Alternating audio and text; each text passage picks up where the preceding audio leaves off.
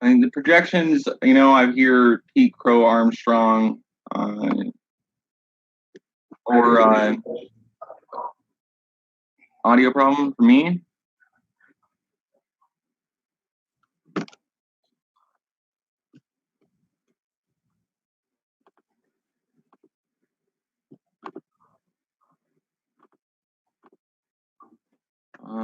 We go over the projected mock drafts. First pick is at what time? 7 Eastern.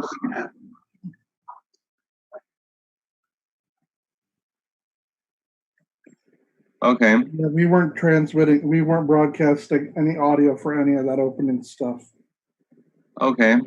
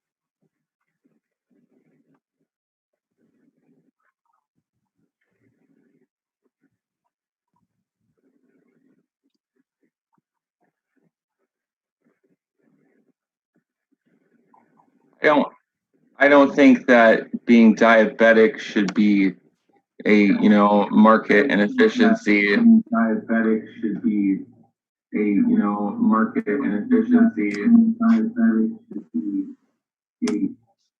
Okay, I'm picking. You got audio feedback going on. Yeah. And Jim still can't hear Michael through the live feed. Able to hear Wes.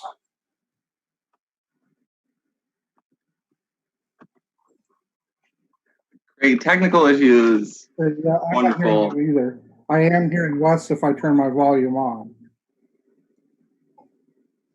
Yeah, headphones on. Yeah, I can hear you. I can hear you through the meeting. I don't know about the live feed because I could hear you before. Well, it wasn't because I was able to hear Wesley, but I couldn't hear you in terms of the live stream. The live stream. The live stream.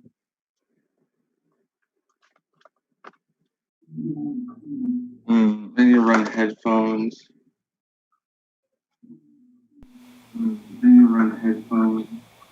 Yeah, I can hear me, and I can hear Wes, but I can't hear you when it comes to the live stream.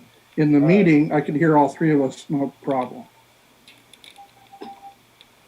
Yeah, I'm gonna get some headphones because it's getting that'll solve that. I'll mess around with the sliders here. I'll put these on. Yeah.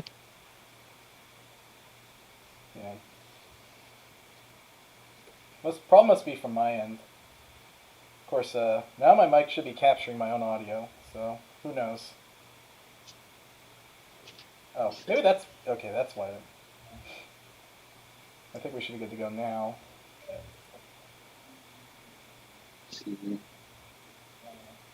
Yep, I can hear you now on the stream. Yeah, I think it was because I was assuming that the Zoom software was going to capture my own voice. I forgot to turn on my mic for this set of scenes on OBS. So I think we should be good now with all the dumb tech issues that I did not mentally prepare myself for. All right. So yeah, we got about 30 minutes until the draft. Wes will be back in a few minutes. Should be good to go. I kind of assumed we'd have problems. That's why I was like, let's do this early.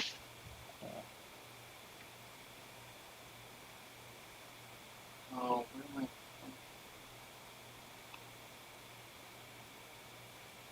I? All right. So I think we were talking about Garrett. I think we were talking about Garrett Mitchell at this point, because obviously Garrett Mitchell's a hot name in this draft because he could go anywhere as high as 10, as low as 18. I think Collazo listed his draft range as 11 to 18 because of the type 1 diabetes, probably offering a little bit more risk than teams are willing to take in this year's draft, even though I don't think it's that much of an issue because there have been players that are diabetic that have gone on to have successful careers in Major League Baseball. Diabetes is curable with stem cells. So, like, I really, like... I mean, even if it isn't curable, it's a disease that can be well managed. Yeah, it's well managed either way, so... It's not only well managed but also curable at this point, so it shouldn't be a market inefficiency for a team to not draft him if he's talented and actually has the drive to take care of himself. Now, if he doesn't take care of himself, then I could see him falling. But if he's otherwise, an athlete who takes care of his body, then that shouldn't be a problem. Yeah, and then let's move on to Bryce Jarvis, the Duke right-handed pitcher. Obviously, following the college season, Bryce Jarvis' claim to fame is he threw a perfect game against Cornell, in a 15 strikeout perfect game, and he nearly had another one against Florida State a couple weeks later, scoring off against actually another prospect that could be a Diamondback with their second pick in C.J. Van Eck. Of course, Jarvis... pretty decent fastball. Has a really good slider changeup. Plus slider changeup. Curveball is still developing. Eric Longenhagen comped him to current Diamondbacks pitcher Zach Gallen. That's part of his justification for the pick for Bryce Jarvis at 18. So what do you two think of Jarvis as a potential selection at 18?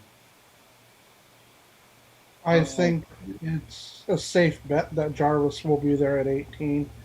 I have no idea where he is on Arizona's own draft board, but I don't think that there's any risk of him not being available. Yeah, he'll be there. I believe he'll be there at 18. And of course, there's probably a good chance he'll be gone by 33. I don't think he makes it to 33, but we'll have a better idea come probably around 15 or so when we see what kind of other picks some of these other teams are making. I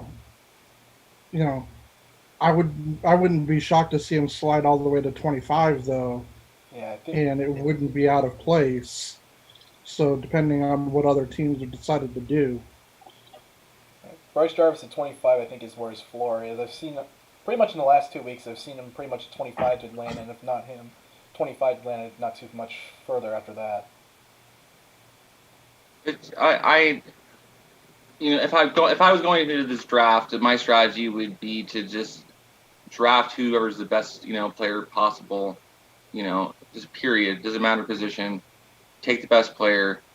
Whoever happens to fall, and I'm sure that someone. I'd be really, like I said, I'd be surprised if the draft ends up looking like anyone's projection. Like. There should be a lottery prize for whoever picks this draft. Yeah. Pretty much once you get past the top 5, it's actually even you can be chaotic after second pick because Baltimore could go a million ways with this draft. They pretty much control the direction of the draft if they don't do much. If they don't go crazy, I think Kansas City's a threat to do that at 4. But pretty much if neither team does, it'll pretty much be a safe draft. I really think Kansas City is gonna go well under and not sweat it too much if they don't sign anybody at the first round. I think they'll pick a decent player, but if they don't sign him, I don't think they're really going to sweat it. The rules are out the window now. There's going to be no real minor league affiliate play this year, as far as we really recognize it from prior seasons. People are going to be signed for really low bonuses, and then this next year's draft is going to look completely different too. So that's where my attitude comes with this, is that there's no precedent. If you can't, it's anyone's guess is as good as mine.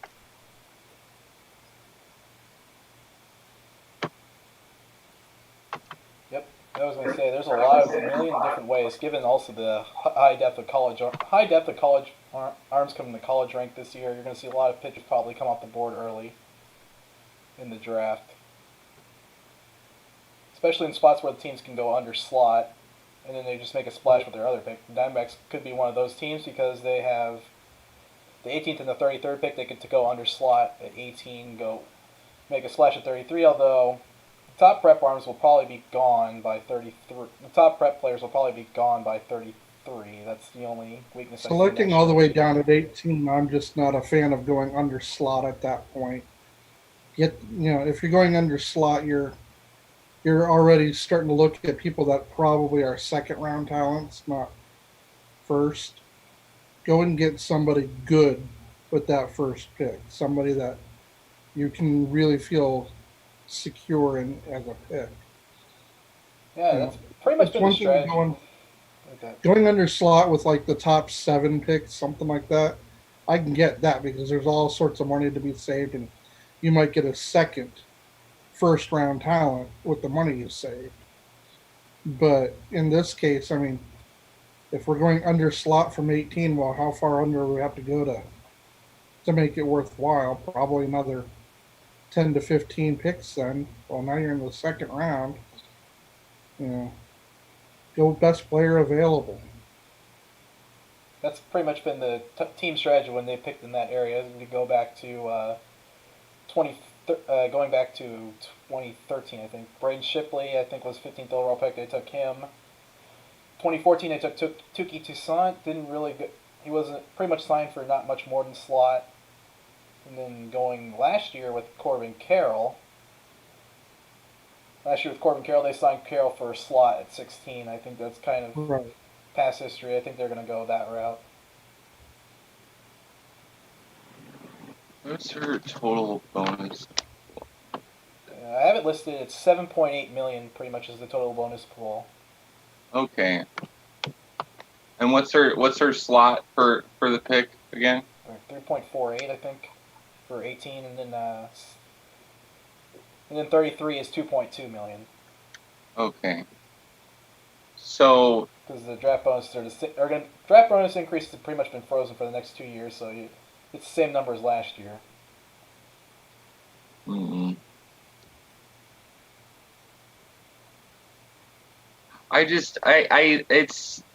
The whole landscape has changed business-wise. There's obviously going to be, there was going to be union negotiations next year, I believe, after this season anyway.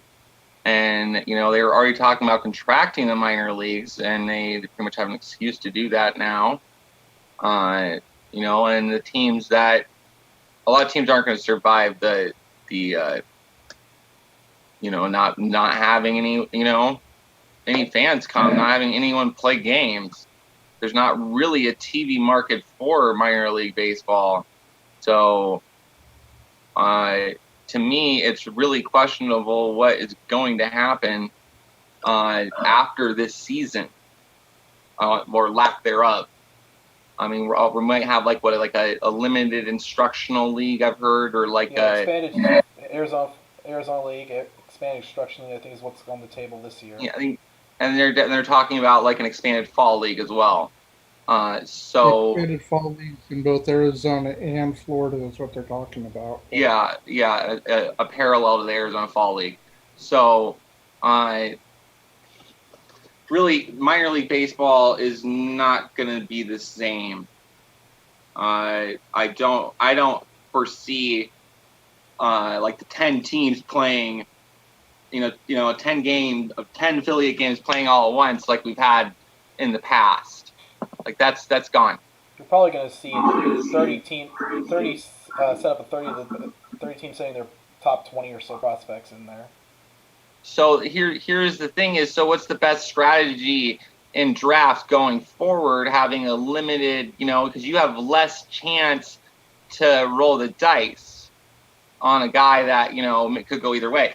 So in that sense, I think just going with best player available is probably the smartest strategy going into this draft. Yeah, and I think teams and using the money wisely, because for one, you can't count on the system staying the way it is. Yes, you could. The strategy is either punting it for next season, or just going best player available and going from there. Yeah. I believe teams actually have data on each player in the draft, or at least I'm not sure. It depends on the programs, but some of the top programs obviously have trackman data that major league teams would have access to, and they plug that into whatever models they have in there, and they just work from there. That's probably why a guy like Corbin Carroll was why Diamondbacks were locked in on Corbin Carroll last year, because you look at the exit velocities, and he's already hitting at 19 years old. He was hitting 90 miles and averaging 90, which is above major league average, with a max velocity of 108, which will obviously get higher as he fills out more and he adds more muscle to his frame. It's also the same reason why they took Christian Robinson in the international free agency period 3 years ago. He's already posting pretty high exit velocity numbers as well, those numbers you can find in Fangraphs. That's kind of, I think, how teams are going to operate. They're going to see which players best fit their model, and that's pretty much the same way same idea as best player available. You go that route. Yeah, that's what I mean. Is that you're by best player available, you're going to look at a guy who has you have your 5 tools that you look at them statistically, and use smart scouting. There are, yes, and some hopefully baseball has moved forward to the point where we're not looking at a guy, he's too short or he's too tall to play whatever position. If the numbers are there, you should just draft the guy. But in the other sense, yeah, you should look for guys that align both, scouting wise and, statistically, because that's a safer bet. Well, Jim wants to know who each of us is predicting, and Jack wants to discuss Jared Kelly. Jared Kelly. We can start with. Wait, what would Jim ask again? Oh, Jim wanted to know who each of us is predicting. Got 18. If you put a gun to my head, I'd probably either go with Nick Bisco. I'd probably either go with Nick Bisco or Garrett Mitchell at 18. And I'm gonna go with Bisco or Pete Crow Armstrong if he's still there. I guess I'm kind of splitting the difference. I'm going with Pete Crow Armstrong as a heavy favorite, but should Mitchell actually be available, I think they might take a flyer on him. I would be very surprised if they actually go with Jarvis at 18. I think he actually could be available at 33. So. Well, I don't. I'll be surprised if he's available at 33, and I think my case would be too. Of course, there's plenty of college arms in this draft, so that it doesn't have to be Jarvis. Although Jarvis is probably one of the safer projections in that range, in that 20 to 30 range for arms, since he's already got 2+ pitches. As I mentioned, both are secondaries, but they play well off his fastball. They tunnel well off his fastball, and he's got a pretty good advanced feel for throwing strikes, so it wouldn't be a bad pick either at 18, or it would be an excellent pick at 33 if the Diamondbacks luck out. Oh, I love that. That's what my hope is, that things just go the Diamondbacks' way today. They have the best draft. The more chaos in the top 10, the better for the D-backs. That's what I'll say. Yes, absolutely. Please, Baltimore, screw up the draft. To answer any other team whether or not decides Jared to punt Kelly it. will be available. They still have to take a guy even if they're going to punt it. I think that Jack's guy of Jared Kelly will easily be available at 18. I'm just not sure we would go that route. There's got to be better right-handed pitching available. Like Jared Kelly's a okay pick, I think, for 18. But I like Bisco more than Kelly. I like Bisco more than Kelly because Bisco fits that spin rate model that the Diamondbacks are looking for. I'm not sure about Kelly. Kelly's more of a fastball slider guy. The Diamondbacks have been more interested in high spin fastball curveball guys. For example, they picked up Junior Garrett in free agency, Merrill Kelly in free agency last year. They kind of fit that model. It's kind of that model that Houston's made famous when they picked up Ryan Presley from the Twins in the midst of a World Series run in 17, I believe. They were looking for that type of thing because that type of demographic leads to a lot of swings and misses. That's also why I think Clayton Beater might be a dark horse pick for the Diamondbacks at either spot as well. If Jared Kelly, I don't know if he'd fall down to us, Jack. That's a good question. I'm pretty sure Kelly possible. I think anything's possible in this draft, though. I could see them just not drafting Torkelson just as like a troll, because that's just 2020. Yeah. Avila's still the GM there, though, and he likes himself those big bats. And then that Torkelson's no Babe Ruth. I was going to say, then we could trade short middle infielder with no power. Well, actually, two of them. And a third base, and a shortstop that probably was moving over to second base. Doesn't have enough bat for third base, but would move over to second for Torkelson 5 years. If you don't get that joke, that's JD Martinez trade in a nutshell.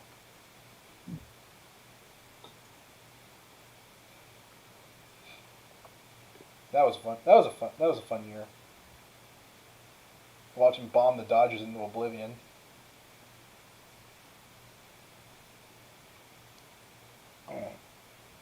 So if we want to move on, stay on the topic of the top prep pitchers, you want to talk about Mick Abel, though. I think Abel could be an interesting selection at 18, although I think James alluded to it earlier, there's a possibility he might not sign at 18.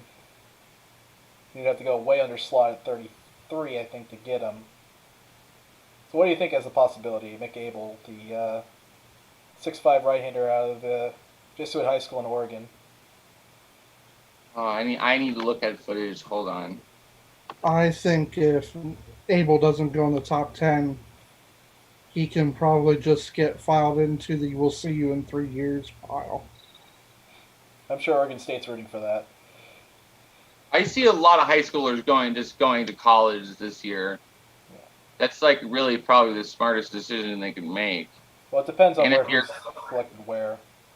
Obviously it depends player to player, but if you're in a position where you can improve, why not go to college?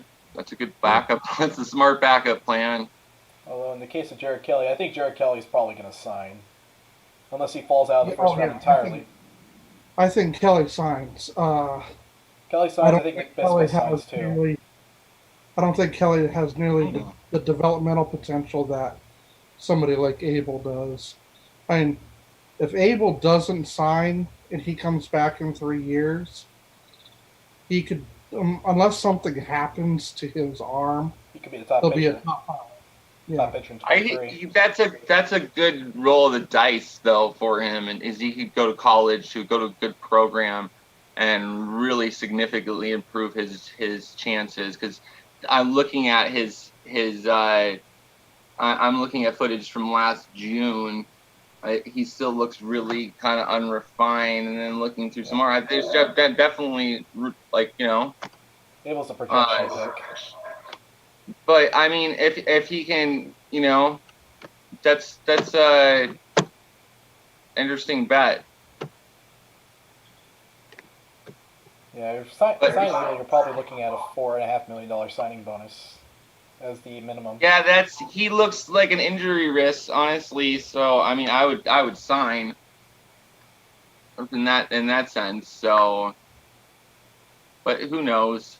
That's the thing about baseball, is that the draft isn't really comparable to any other sport, because it's the minor leagues do most of the sorting out of the players that make it or not. And I'd also, love Abel to be available at 18. I just don't know that he's signable at 18. yeah, I don't think he's signable at 18 either. Although it'd be nice to try, if it's possible. Although it's probably a good chance if he gets out of the top 15, he's going to Oregon State instead. So yeah, pretty much once you get past have the, 19th pick next year. I don't think we should take. I don't think we. I'd rather have the 18th pick this year than the 19th pick. Yeah, next so year. would I. It's not like we're a top 5 pick, in which case I wouldn't mind as much. Yeah, if we were in the top 5, I wouldn't mind punting. If we're in the top 5, we're probably looking at getting Emerson Hancock if we wanted to go pitching. With the institution of what looks like they're gonna do the DH, really I just honestly think the strategy, at least either way, is that makes even more sense. If you have a bat and robot umpires, that's changed, catching, like that, like a pitch framing may be a thing of the past. Although I think in the first day of the draft, teams are looking for catchers that can also swing the stick as well.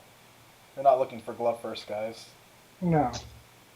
Yeah, well, absolutely. That's what we're gonna. That's gonna be the norm is putting a bat there because the defensive demands aren't there, other than having a good throwing arm.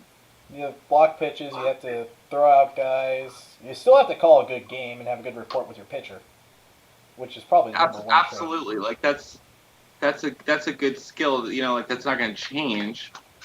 But then again, like that varies from pitcher to pitcher. There's some pitchers are like, I don't care what you are telling me. You're suggesting I'm going to throw what I want to throw. Yeah, that's the Randy Johnson type pitcher. Yeah. Because it's going to be a plus pitch no matter what you call. Yeah. I mean, it really just depends, and there's some guys they'll throw whatever the catcher wants on the extreme opposite end of that. Exactly. So I think that, yeah, exactly. Like the position has changed. That's going to change. We're going to see that. I mean, I don't know. That's a skill that can be taught to me more than some of the other defensive things that are a little more difficult. I honestly believe that pitch framing and the game calling thing is more of a chemistry thing, not necessarily a physical skill. Absolutely, that's why I think it can be taught. It's if you just need to, have a good rapport and have a good first impression, and then go from there. Don't piss off the umpire, or he's just gonna not have things go your way. And with the DH, that's you're gonna have less concerns about bigger body guys who can just rake and have zero defense.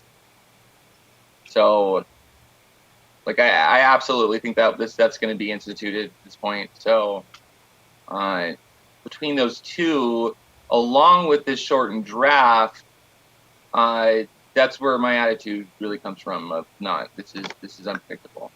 So yeah, staying on the same topic, what do you think of Tyler Soderstrom as a potential selection? I don't know if he'll fall down to 18. I've been seeing him around San Francisco's pick at 13 quite a bit as well, but he'd be an interesting case. He's not necessarily projected to stick at catcher, but it's not necessarily cut and dry either. Kind of like Varsho when the Diamondbacks picked him up 3 years ago. That type of thing. I'm fine with drafting a guy like that at this point, if he's available, because the positions change, like I said. And he's got quite a few fallback positions to worry about. He's got enough arm for third base. You can put him in first base, or you can put him in left. He's athletic enough to not suck in left field, basically. So there's a lot of fallback positions for Soderstrom that you might not necessarily have with Austin Wells, although Austin Wells is probably a safer pick with the bat. Coming from the college ranks and pretty much crushing the Pac-12 for 2 years. But he only is pretty much limited to first pitch left field like a Kyle Schwarber type player. Be interesting to see who would go higher. Soderstrom's probably going to go higher, but Austin Wells is another interesting player in the draft. Could even go as high as 19 or 20. Of course, before we went live, you were talking about Dylan Dingler, Wes. Yeah, Dylan Dingler. Yeah, I think he's got a great baseball name. Dingler hits dingers.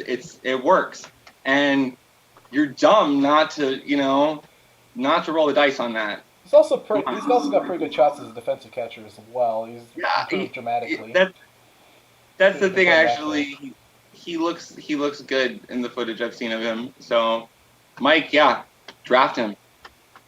Yeah, Dingler's expected to go right around where the Diamondbacks pick. The Diamondbacks would be almost literally the upper extreme range for where Dingler could go. I see him around 19 out of 20 for most of the mocks in the last 2 weeks. So I think that's I where could he's most see likely Dingler going. going anywhere between 13 and 25. If somebody's really trying to go, under slot, he's an easy one to go down and grab because he's still pretty safe.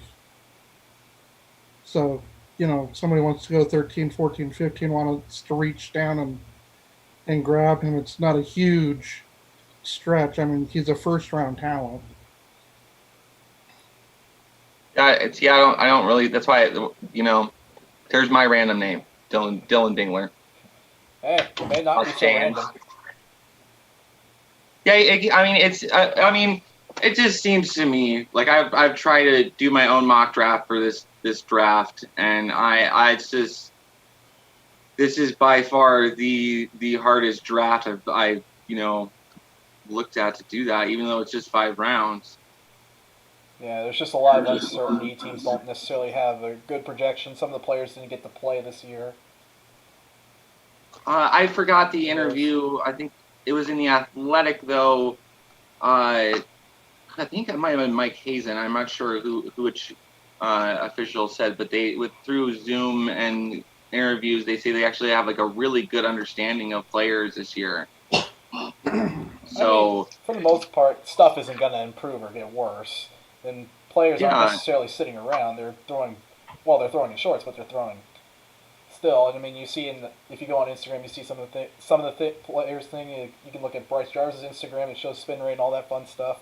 His fastball, curveball, slider, changeup. You saw the same with Nick Bitsko. That's probably also why I got excited when I saw that with Bitsko. That's why if there was a pitcher the Diamondbacks take at 18, he'd be my first choice. I like Bitsko. I agree with you. That's a good pick. I would feel comfortable with if we're gonna go pitcher. Yeah, that's if going pitcher. I'd rather have PCA over Bitsko myself. Yeah, PCA is a pretty good pick. I'm just a little bit hesitant about going there because of the amount of depth in the outfield the team already has in their organization. But of course, not every prospect's going to pan out. Exactly, and I'm still when we were talking earlier before the stream started, I still wouldn't be surprised if or even 2 of our top outfield prospects wind up, flaming out before they ever reach the majors. And so suddenly we went from great depth at the position to that would put us back at average or needing another guy. I mean, I'll also counter really, by saying if we were to have 5 all-star outfielders waiting around to get playing time, that's a good problem to have because you can always flip one of those outfielders for an area of need then. The top of the rotation pitcher. The Cardinals did that for years. They always seemed to have another outfielder that was just nobody had ever heard of, but they were a solid player that just slid right into. I think it's easier to draft position players and project them to succeed in the majors than drafting pitchers, and I think it's a solid strategy of just developing position players and flipping them for developed position pitching prospects. I would say especially the type of position players the Diamondbacks have targeted recently. The projected plus hit tools, and then as they hit the weight room more, then you might see more average or above average power around the road. Plus hit tools with the ability to play up the middle. If you can play up the middle, you're going to have a good enough glove to play somewhere on the diamond. If you have a plus hit tool on top of it, you're going to find a home somewhere. Yep, and then on the first night of draft, you're looking for someone that can bat 1 through 5 in the order. Sure. I mean, we have a pretty solid farm now. I mean, that's the thing. Is fortunately is we do have some depth to work off of, and I think the it would be a mistake though to draft for need as opposed to just position the best position player or best player. Position should be the tiebreaker if it's close. That's about it. But we might Yeah. Position. Whoever you draft is 3 to 5 years away. You cannot draft for need in baseball. Absolutely. It'll sort itself out.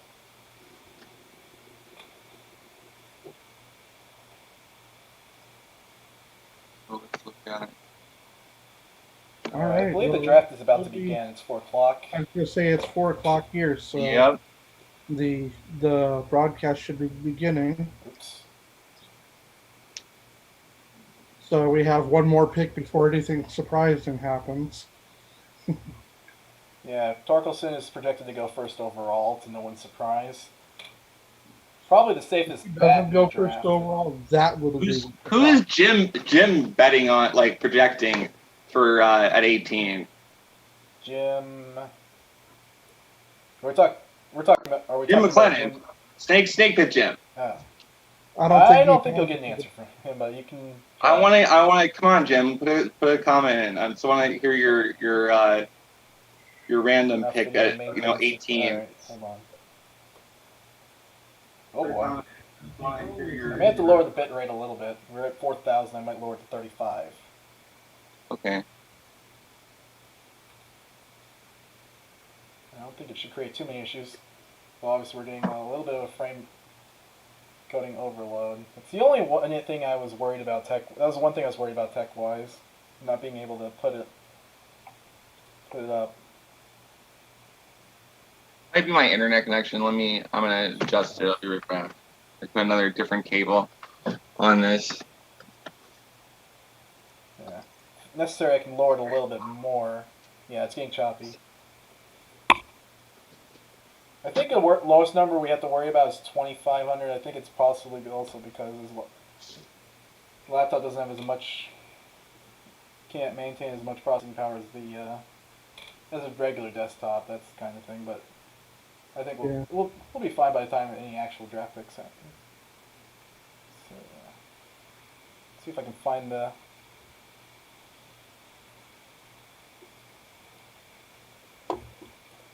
Pipeline. If anyone was interested in, if you don't care about spoiling the pick, I think Eric Longenhagen's going to be dropping picks, and of course I think Jeff Passan's also dropping picks. I remember last year he would say that this team would have severe fear of missing out for a certain player. But I found that to be funny. Yeah. The first pick is still almost 30 minutes away. 30 minutes? It's at 4:11. 4 o'clock is when the broadcasts start. That's not when the picks start. Baseball needs to make their draft more interesting. Trades? They they just need to do something to make it quicker, faster paced, put it on TV, bring more interest into it. Well, it's been on TV the last couple of years, and it's been on TV at least since 2009. Yeah, and or however long. But it's not showy like the other drafts. It's kind of boring. It's because that's because you can't project high school these guys into how they contribute to a team. Exactly. I mean, these guys that are on the first 10 to 15 picks in the NFL, these are all players that are going to be playing in a couple, 2-3 months. Yeah. The fastest prospects are going to be Torkelson, Martin, and Garrett Mitchell to get to the majors, and they're 2 years away. At least. The interesting thing is if baseball moves away from high school players and its colleges effectively serve as an unofficial minor league, because there you go, there's your free player development, So I could actually see that happening is kind of like football, like you were saying. Yeah, that's exactly what I see happen. Or the NBA where it's was I guess de facto that way for a while. Now officially that way. I don't really follow basketball that much. basketball has given up on the one and done, so I think you'll Yeah, they start. should make it at least two. They either have to make it at least 3 years like everything else, or let them go. Let them go into the pros right out of high Yeah, school. Although most of them aren't physically developed enough to do that. In that case, it's certainly the I case in the just baseball draft. well, if they make it so you have to go to college to play baseball, that actually would really hurt the sport. So to do that would be a mistake. You don't have that female Uh, 20-year-old. yeah, exactly. Like, oh, you find, like, I mean, I guess you'd have, the high schoolers going to some, prep school where that's basically all they're known for is playing like a good baseball team. Well, they're already doing that now. Yeah. Yeah, So Well, some and of them you still have some of the young players from the international side, at least until there's an international draft. I don't see how they can honestly, like, if they eliminate the minor leagues, like some of them, like I don't know how they eliminate the Dominican Summer League or like the lower levels. It would have to be like merging like AAA and AA. That's the only, and maybe Honestly, AAA is not even that much development these days. Once you get past yeah, AA, it's basically just like a floating league, like what they're, you know, like de facto they it's just depth. This is a bigger roster, without being the official roster.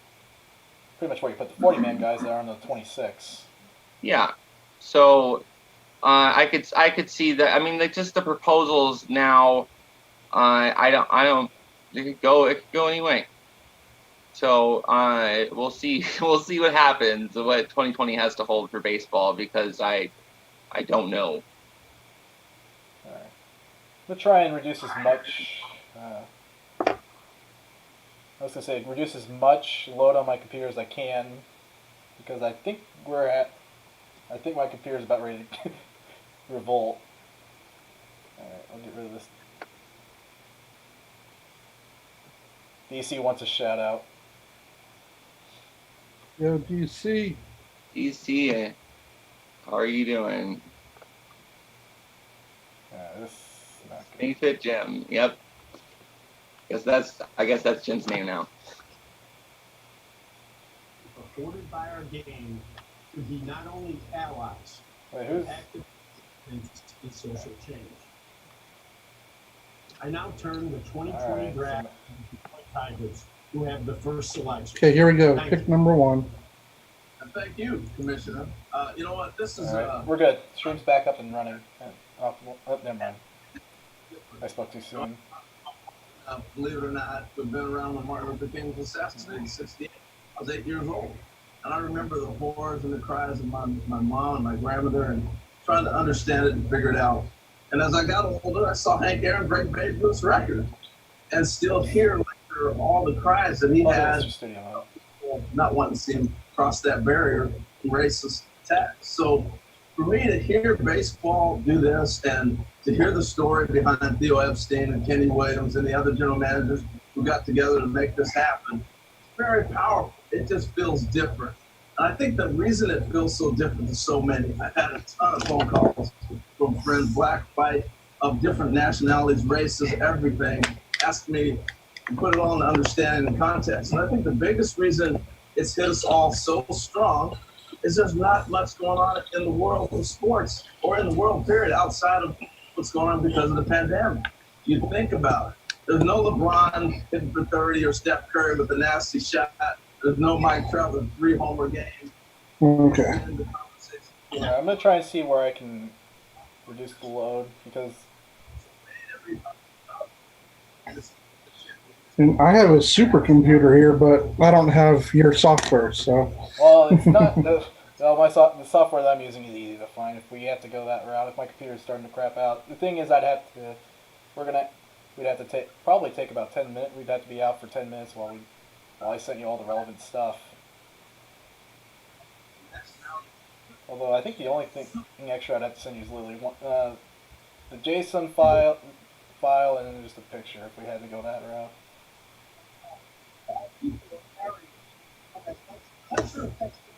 Yeah, my CPU is up to 35%. Okay, so Manfred said he was turning it over to the Tigers, but he didn't really. He turned it back over to the studio. Well, I would think when you turn it over to the Tigers, that's when the clock actually started. I think they said the first play Yeah, it starts at says the 4:11. pick is in, but they're still talking. This is what I meant by they They're need still to speed just up the draft. Yeah, they need to do it in the NFL too. Well, It's just like, yeah, come on. after the first round, it goes very fast. Yeah. Ain't nobody got time for this. I was gonna say, Jack put up a very excellent point about the draft not being a big thing because, like I said, college baseball doesn't have the cult following that college football and basketball have, and high school players are pretty much not well known unless you're into the. And now we're on a commercial break. Yep.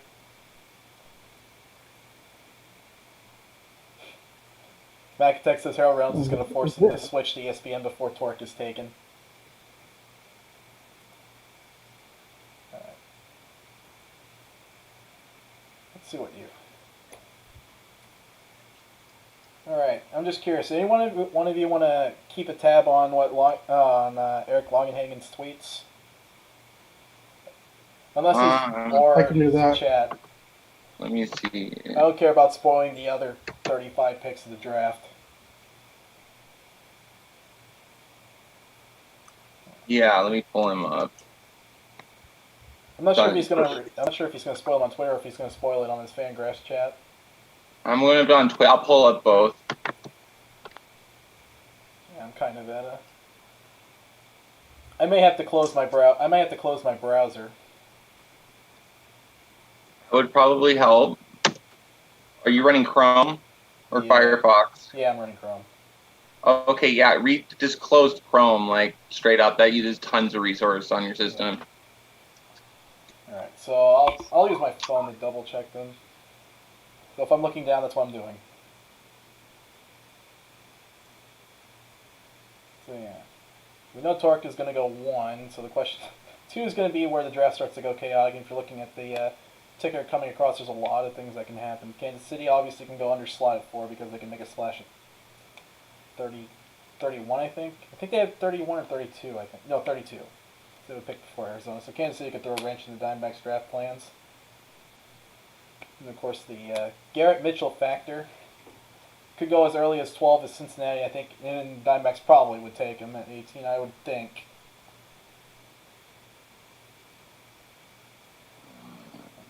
And of course, there's a lot of college arms in this draft.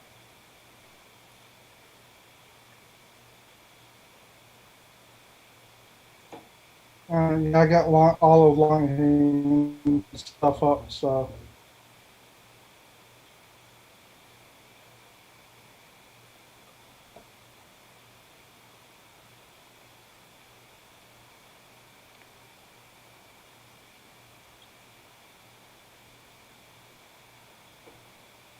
So let's do a little wager here. Who do you have going second overall? I'll go with Zach Veen going second overall to Baltimore instead of Austin Martin. I gotta think about this for a second. I gotta look at I'm gonna say that they aren't actually gonna punt, and so I'll say they take Austin Martin. I think if they don't take Austin Martin, that they're just gonna go way under and. Yeah, we wouldn't be a way under pick at 2. I think you'd probably save about $1 million or 2. Say $1 million or 2 on the second overall pick. I'll pull up the Athletic. Look at Keith Law's list here. Oh, I have the composite list of the the four ranking list if you want to upload that. I'd actually go with Martin, probably. I mean... Martin would be the safe pick. I think if the Orioles wanted to go crazy, they'll probably go Zach Veen or Nick Gonzalez at 2. I'm trying to think of someone besides Martin, though. I've had Martin on number 2 on mine for so long, I just feel wrong taking him off now. Asia Lacey might... I don't know if... I think Asia Lacey would be a possibility as well, but... not as a cost-saving move. It certainly wouldn't be. I could see them going with Meyer, just because they could sign him and just throw him into the bullpen. That seems like a thing they could do. Max Meyer. I think Max Meyer makes the top 5 just for that alone. He'd be like Chris Sale when he came up. Yeah. That's exactly why I think he could be like, easy number 2 pick if I'm Baltimore. I actually, if I want to go out, like, the dark horse bet is definitely them just punting it. And then who knows? Now been announced. To no one's surprise. Wow. Detroit's worst kept secret for a year.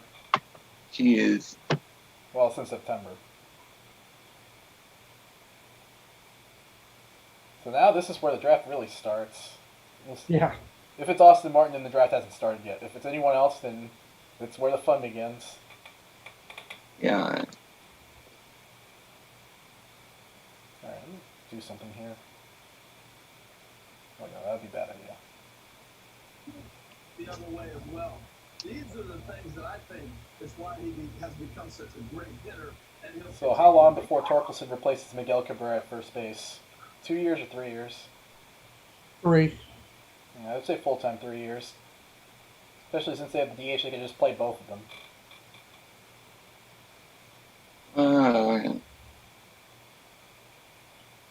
The big question about Cabrera is whether or not he'll even finish out his contract.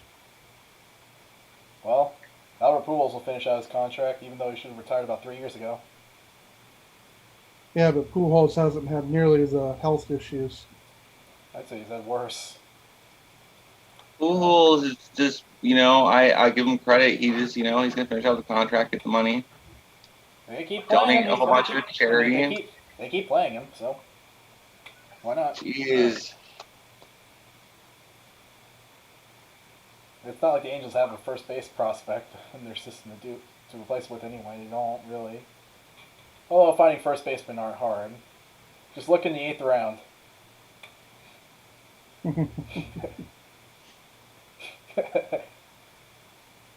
Oh. Oh yeah, that was 11 years ago. Use speed of blowing up with Torkelson. I was getting news on the negotiations, but now all my news is switched over to Torkelson. So where would you rank Paul Goldschmidt as one of the best draft picks in Diamondbacks history relative to round value? I would say he's probably the best. In terms of what they actually derived from it, or in terms of the actual player's value independent of what the team received from it? Player value relative to their draft pick, I would say. Oh, I'd have to look at it. Probably still Goldschmidt. There's still some other, most of the other guys that position player-wise have been really, injury-prone. Webb, probably Brandon Webb or Goldschmidt. Webb and Those are my 1 and 2. Goldschmidt over Webb because Goldschmidt ended his career healthy. His tenure healthy. Webby, unfortunately, poor dude, his shoulder, Although I also qualify that by saying if Webb had stayed healthy, we'd be talking about him as a Hall of Famer right now. Absolutely. I've never really seen a guy come up and just, he really outperformed his stats. That's because he was probably the closest thing to Greg Maddux at the time. And that's a good comparison. Tigers are apparently taking Torkelson as a third baseman. I guess they don't value defense there, but I already knew that. Well, Torkelson's got a better glove than he gets credit for. I mean, I think he'd be a really good first baseman. I'm just not so sure about everyone else. He's a very good first baseman. He's serviceable on that. I guess we'll find out what he's like at third. I think they're going to try to derive whatever defensive value they can out of him, but he'll probably end up as a DH or first baseman. Well, I think the lowest. Wow. First base. Kerstad at number 2. Now that's a shocker. That's a shocker. Wow. Okay, so that's the first surprise. You threw the draft into chaos. There we go. I told you. That was my prediction. Was that everyone's prediction would be wrong? Well, Kerstad was I think Kerstad was a top 10 pick anyway. Yeah, he's good. So which high school player do you think they'll splurge on at 30? I think now that none of the top prep arms are going to be available by 33, so I think we can rule that. So out. here's Miami coming up. They're on the clock. Casey's next. Martin or Lacey at 3. I would think you gotta take Martin here. I think Martin's a safer pick. Asia Lacey would be pretty interesting, although I think If you're Derek Jeter, you take Martin. I don't know why when they take Market. This should be a no-brainer. Be really surprised if they don't take Martin here. I would say the Marlins certainly can use a lot of position players. I would be curious to see a left side infield of Jazz Chisholm and Austin Martin if they went that way. Oh yeah, That'd be fun. that would be There's fun. Jazz is a really good guy who I think will do big things. Unfortunately I had an interview conducted with him on a phone that got broken before I could do something with it. I had that happen to me. Well, not the phone broken, but I lost the audio. And I was too embarrassed to call him back and do the whole interview again, and then he got traded when I was going to. So I put Jazz in the same the same category as Christian Robinson. If he strikes out less than 30%, he's going to be a really good player. Chisholm speaks really highly of Christian Robinson. Yeah, he says he's part of the reason why I'm so high on Robinson. There's just a certain thing about him. He says he's the best athlete in the D-backs farm system. Yeah, I'm not questioning that. I believe him 100%. The kid's built. Yeah. I think he's still listed at 190, but I'm pretty sure. Yeah, Miami's taking their time here. They got to really think about it. Well, yeah. What do they stick with what they're going to do? What do you do here, Miami? Come on, Jeets. Have you heard that? Like, Derek Jeter refers to himself as Jeets? Yeah, I actually have heard that before. And he also, like when he's intimate, he says, F yeah, Jeets. Yeah, I heard that story, too. Like, this is like multiple people say that, apparently. So I believe it. Derek Jeter's, I guess that's the weirdest thing about the guy. Yeah. Derek Jeter is not a choir boy. No. Far from it. I think that's hilarious. Good for you, I don't know Derek if Jeter. I could play ball that well for that long. I don't think I'd care what anybody thought of me. Yeah. It doesn't surprise me that he does that. When he's like, I'm a better shortstop than you, A-Rod. Actually, I think A-Rod was the better shortstop. He just moved to third base out of deference. Yeah, that's what I'm saying. Derek Jeter, it's obvious that he was better, that A-Rod was better than him. He should have moved to third, not what they did. So, that doesn't surprise me that he refers to himself in the third person when he's intimate. Both Jeter and A-Rod have big egos. Well, when A-Rod first came over, they talked about moving Jeter to the outfield. It's funny how everyone likes A-Rod more than Jeter now. Especially in Miami. Although I think Jeter has about as much to do with baseball operations as Derek Hall does here in Arizona. Yeah. I'm pretty sure Mike Hazen's made sure that the ownership isn't getting in as well. I don't really think Derek Jeter runs the whole thing like that. I would hope that he's smart enough to realize that you need smart people to. Derek Jeter's probably not. Derek Jeter's just the face. Yeah, he's the face of the business group. Yeah, he's the face. He's not even. He's like. I think he's like maybe like third or fourth on the ownership list or something like that. He's not even the primary owner. My apologies for everyone for smoking on this stream. I have really bad ADD, and that's how I focus. I'll draw the line at beer. Yeah. Unless we're talking about Seth Beer. Seth Beer, yeah, he's DH. That's going to benefit him. Miami's really taking their time here. They have how much time left do they have? Maybe they're probably trying to figure out who they can save more money on. Because Austin Martin and Asia Lacey. Miami would be one to punt this one, but they have a good opportunity to take. You want to, in a rebuilding team, you want to maximize your draft value while you're rebuilding. I can see Pittsburgh screwing things up. I can see Pittsburgh doing it. I don't see Miami doing it. They're almost there. I would say they got a pretty good, decent amount of prospects in their system that are in the upper minors. So. Well, I don't know why they punt. KC screwing things up though. Yeah, Kansas City's almost in the same spot as Miami. They got, but well, then again, Miami's got a lot more prospects. Their window's closed in Kansas City. They missed their opportunity to They've been rebuilding extend for it. 2 years. So they're in rebuild mode. They're in the same place as Miami, but I'd say Miami's further along in their rebuild than Kansas City is.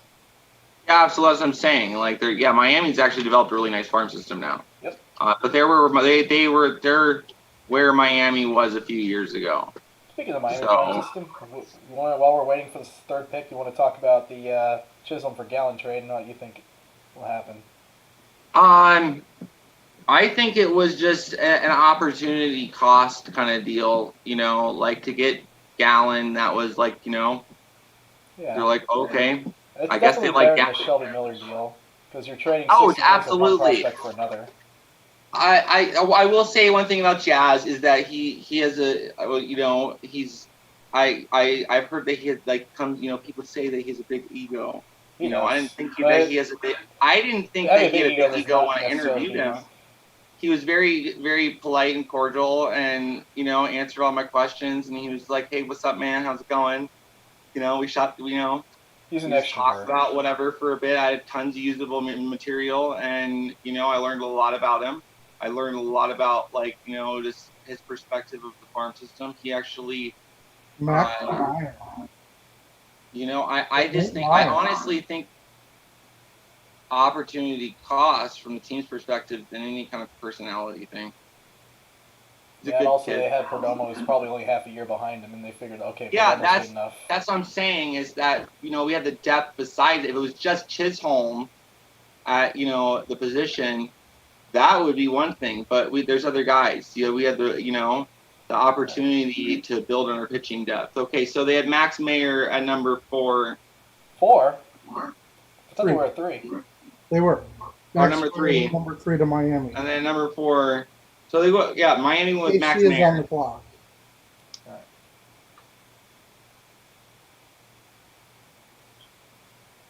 Right.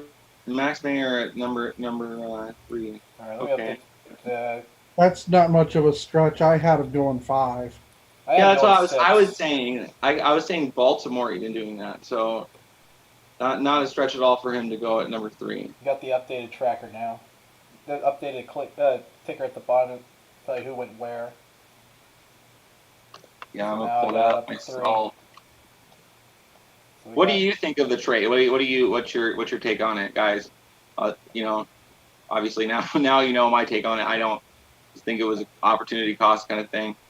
I think it was a trade that works for both teams. Obviously, Diamondbacks were a little bit short on MLB ready pitching. They were thin on pitching because of pretty much everyone not named Zach Greinke and Robbie Ray got hurt or didn't perform. So you put yourself a guy that's going to probably provide you good value for 6 years, possibly even more and more projectable upside in the future. Although I don't think he'll be a number 1 pitcher. I think he'll be a number 2 guy. I like him better than Luke Weaver. I like Gallen more than Luke Weaver. Although obviously an all-star shortstop is better than a number 2 pitcher. Well, the other thing is Gallen's closer than Chisholm. Although I don't know if Chisholm will ever reach all-star level or not. Yeah. The other thing is we started playing Gallen now. Yeah. Chisholm wasn't going to arrive before late this year or early next year.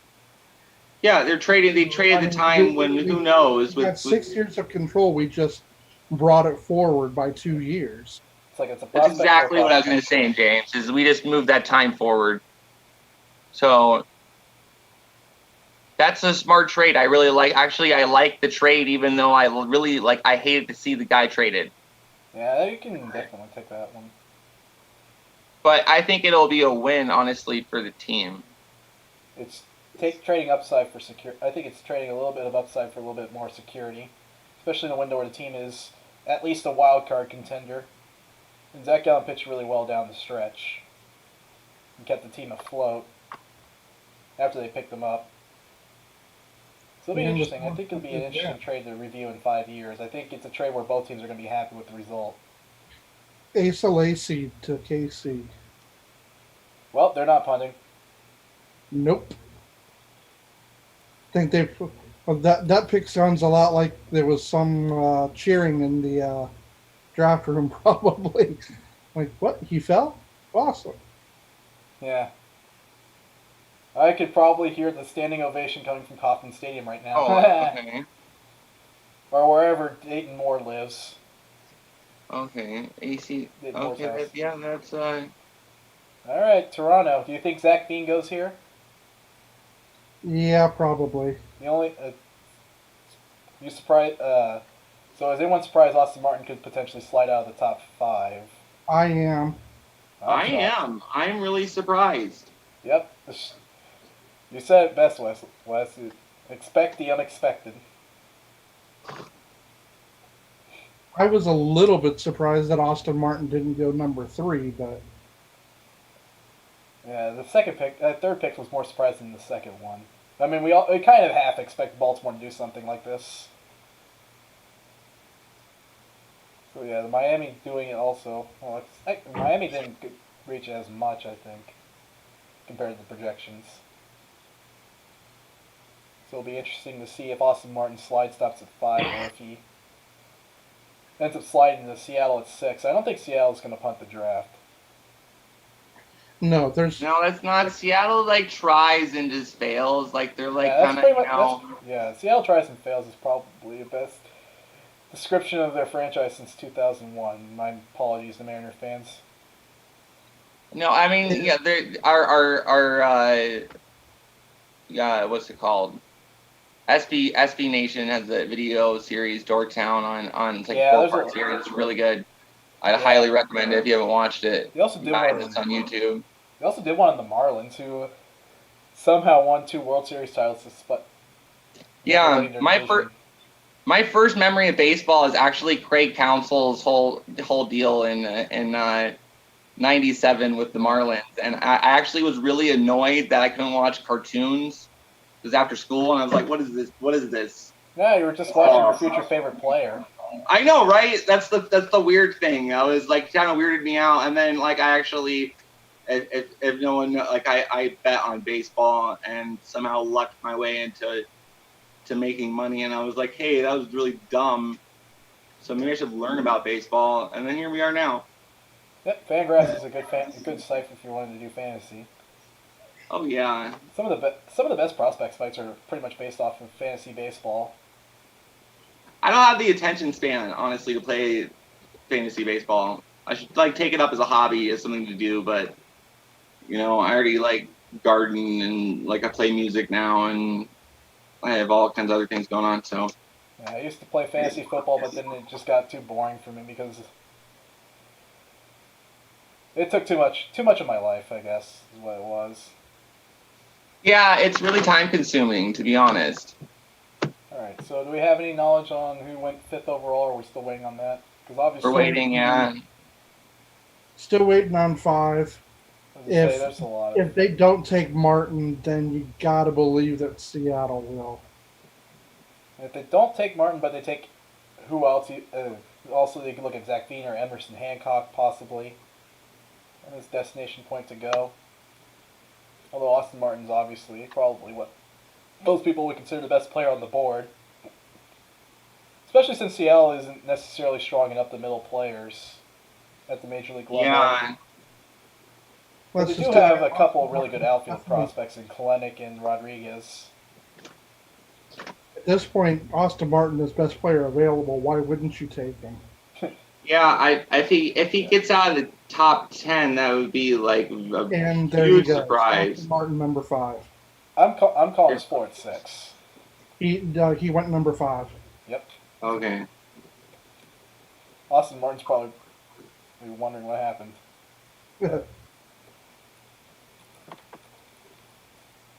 Actually, you know what? I'm going to change up the ticker. I'm going to use semicolons.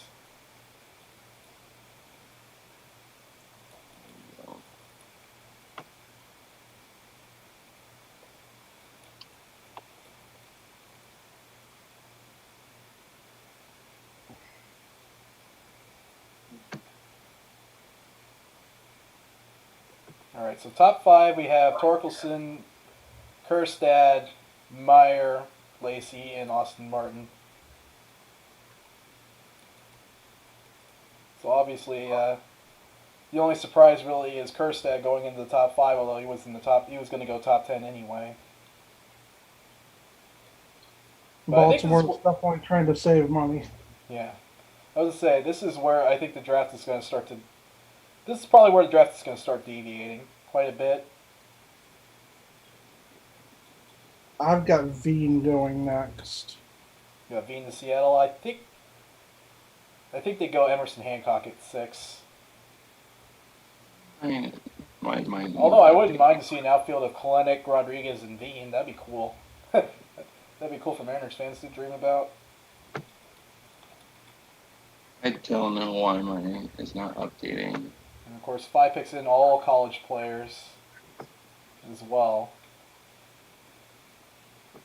So there may be hope the Diamondbacks get either a top prep arm or a top prep bat. It looks like I was kind of rooting for a run on college players in the top 15. I don't know why mine is not updating. Felt like it was going to go that way even before the virus happened. Although now teams are probably more adverse to taking on a risk, I think, is what's going on.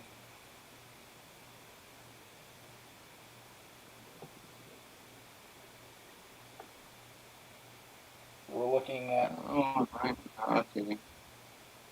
Where Seattle could probably throw the... Actually, no, I don't think Seattle will throw the draft upside down. We're looking at the top 10. You think any teams will try to either go well under slot or try...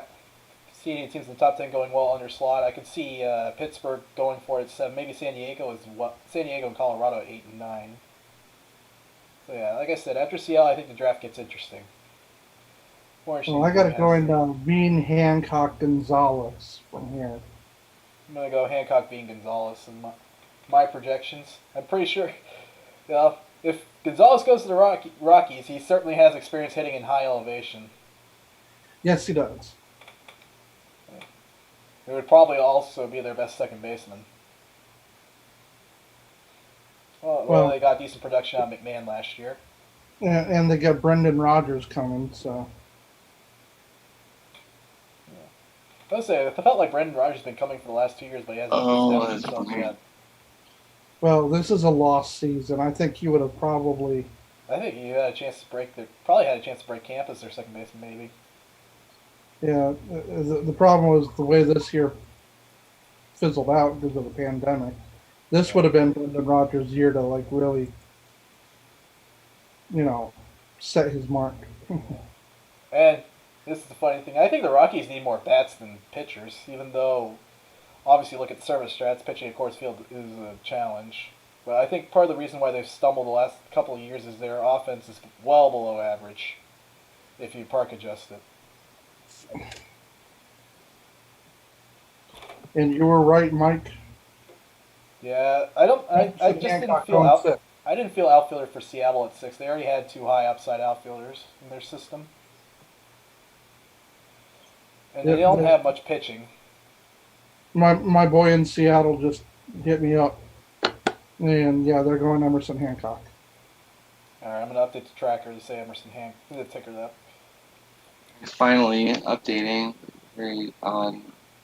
Fine. All right. So since we're on the topic of Georgia pitchers, Cole Wilcox, does he get drafted? Does he sign this year or no? I think it's going to depend. If he goes in the top 15, yeah, I think he signs. Yeah, if he goes in the I don't think he has a much better chance of finishing in the top 15 again next year. So now, if he drops out of the top 15, I think he becomes harder to sign. Yeah, Diamondbacks obviously would be a team to keep a lookout for, but I don't think they'll take. I think if they had to go with a college arm, I think they probably either go Jarvis, Chris McMahon, or Ciccone from the 2 Miami pitchers. Although that would be a significant underslot for all of the above. Yes, it would be. I think just as a player, right now, it's different for one thing to hold out on a contract like you would in the past because it's a riskier bet just in general. So where guys might not have might have rolled the dice before, this year they may sign a contract. I think it really just depends on their, where they're at financially. So one thing I wanted to add is, do you think there'll be significant pay escalators for pre-arbitration eligible players in the next CBA, since that's obviously going to be a contentious issue for some of these players going in the draft will obviously be this year are obviously going to be affected by it. That's the thing that the MLB Players Union is not really on their side of like the undrafted, players or the minor leaguers per se, unless they're guys that would be put on the 40-man roster, Which where they have union membership, or like it's not really something they necessarily care about. They should. I don't know why they don't, but they don't. So I think that could be something that they would look at. I mean, they shafted them 7 ways for Sunday about 2 CBAs ago, and they capped how much these kids can make in the draft. They prohibit them from getting a major league contract out of the draft. They can't go straight to the 40-man roster. I mean, they did everything they could to crush the earning potential of guys getting drafted. And then they complain when they aren't making the kids that are finally playing ball aren't getting paid the money. Well, it's like, well, you should have given lack them of foresight is kind of both amusing and sad at the same time. Yeah, it just seems like right now there's little foresight in any of the parties involved, because they're all hurting the sport. Like they're all looking to line their pockets. Yeah, they're not looking at their long-term future. They're just looking at their short-term future. And I was gonna say, I think the union's gonna be pushing for pay raises for players in their second and third year. I think they're going to be looking to completely overhaul that system. I don't know that they'll be able to. That, or they're going to look for getting to free agency quicker. Although free agency is not necessarily as fruitful as it used to be. True, but there's going to have to be some kind of give. Even if it's significantly, raising the minimum player salary to, once you've got your first year and you're at $1 million or whatever, they're gonna have to do something. I was gonna say, the first time that's happened was this year. Right now, these pre-arbitration players and the players in the first 2 years of arbitration are the ones that are basically forcing out the fringe guys, the veterans that have been around that are actually good players, but they might only be 2 or 3 wins above average. Well, I can get that for league minimum if I've been drafting well. It's kind of the approach the Diamondbacks have to take. $18 million a year, I'll pay him $563,000. Yeah, it's kind of the approach that small market teams take because they're strapped in terms of payroll. But of course, obviously, when larger market teams are doing it, it's kind of somewhat of a concern, because then it's like players aren't necessarily getting. Some players are getting pushed out, and then. Oops. Although a veteran player is more likely to land on a contending team because money isn't an issue, because most of those teams are going to pay the same amount.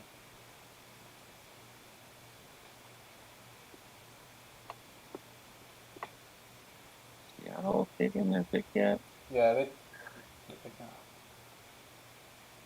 So many commercials. Yep. Who's on the clock right now? About NFL.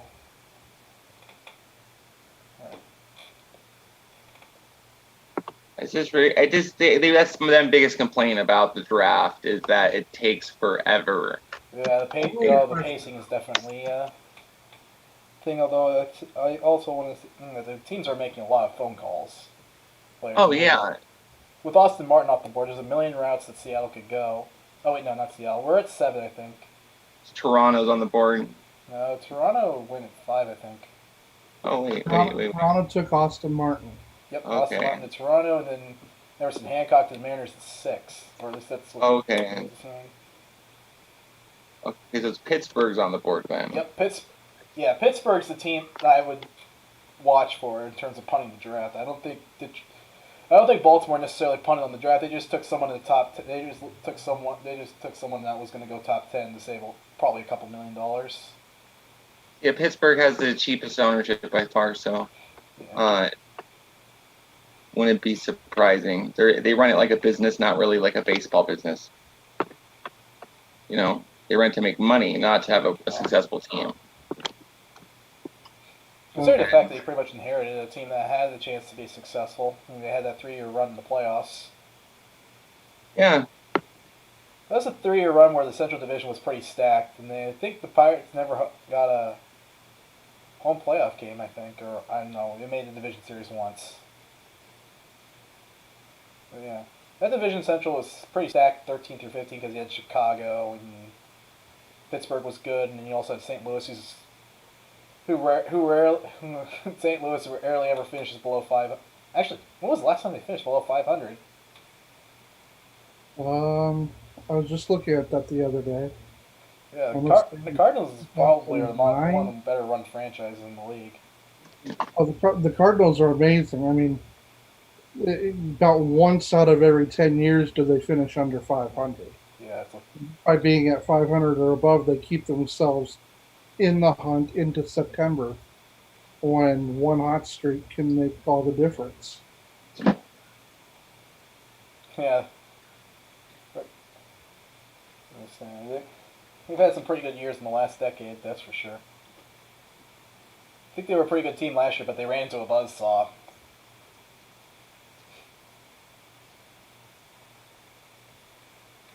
Yeah, because once the Nationals got past the Dodgers, I felt like they were going to win the World Series. They had broken their own individual team quote curse, and then you beat the best team in base. You beat the team with the best regular season record. It's like, okay, everyone else is easy.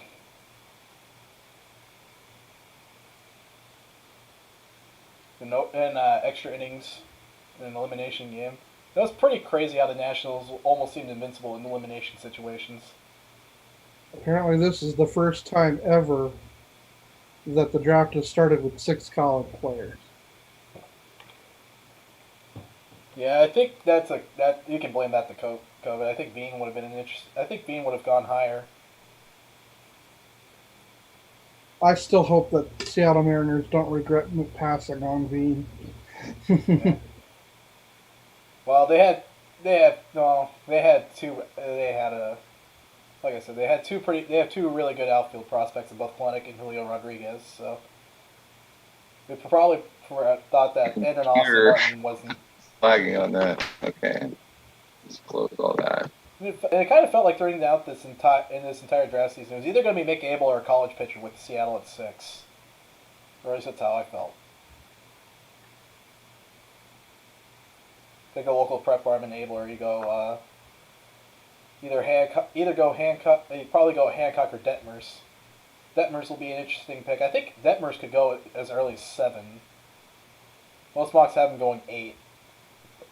Hancock's gone at number 6. Number 6. Yeah, we already talked about that. Yeah, we're on. Are we past Pittsburgh's pick yet? Pittsburgh looks like I'm seeing that they're probably going to take Gonzalez, but that's not from like any like real source yet. Yeah. My computer, like for some reason, is lagging behind on this, so I gotta pull it up on my phone. Guys that are saying they're taking Gonzalez, but I haven't seen it from any like actual insiders yet, like I did with Seattle. I take it your buddy works in the Seattle organization. He works adjacent. He works front office adjacent.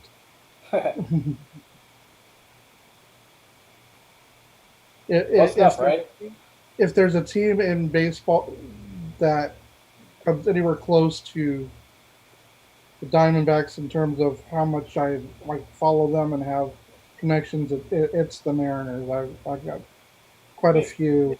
I think if Dakota completes the rebuild, I think Seattle could be as intimidating as they were 15 years ago. Well, maybe not as many wins. But yeah, Gonzalez at 7. All right, so You go. no, not quite, not super chaotic draft yet. And still not a single high school player yet. And This is the most risk-adverse draft ever. No, with only 5 picks. Yeah. With only 5 picks, you can't afford to swing and miss on that first. Yeah, you got to go with a safer bet. I still would have taken Veen by now. Padres are probably thinking, okay, we're going to be seeing Zach Veen for the next 7 years. Next 10 years. Unless the Rockies, I guess you can count the Rockies being less than ideal. But then again, you never know what San Diego and Colorado are going to do. Well, I'll be surprised if Veen falls out of the top 10. San Diego's going to take a high upside guy, and Colorado's going to screw up the pick no matter who they take. The Rockies probably need a bat. I know everyone likes to say pitching in Colorado, but if you have a ERA of 4 in Colorado, you're a borderline all-star, in my opinion. I mean, remember the year that Kyle Freeland had like a 3.5 ERA and he was getting Cy Young votes? Freeland's not a bad pitcher. He just doesn't have margin. When his command goes, he's very hittable. But then you can say about every pitcher, but he's super hittable if he's not dotting the edges of the zone because he doesn't have swing and miss stuff. But when he's good, he can dot the corners of the strike zone better than anyone. I somehow went a year without watching Major League Baseball during the regular season. They might be doing other than an inning here or there. Like I said, Veen goes either 8 or 9, I think. That's my prediction. That's not. Minor League Baseball. Watch that. If Veen somehow drops out of the top 10, which I still can't fathom it, but if I can't fathom him lasting more than 1 pick, let alone 3. But if it were to happen, I don't think he signs. Yeah. If he's at Los Angeles at 10, I'm going to do cartwheels, and the Angels are probably thinking, "Holy crap, we might have the best outfield in baseball in 5 years."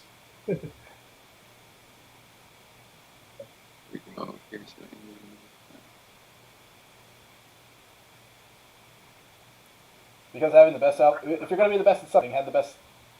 If you're going to be noted for something, have to be the best at something. And then, of course, what are the Angels doing? They have Mike Trout. They're kind of building a good team, but they have some. Not I think at they the same signed time. They need behind Trout.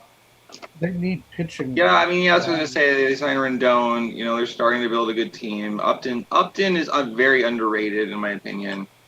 I think Upton's properly rated at this point. He was I think he was slightly slightly overrated in Arizona, and then I think he's more. He just never. I think it was probably because Upton never really developed into that five-tool player. He was still a really good player that had moments of brilliance, I think. Yeah, I think it was just too much pressure on him. As a number, the D-backs real, number 1 pick in a very deep draft. I was gonna say he didn't. He was certainly not. He certainly performed well enough to be worthy of a number 1 pick.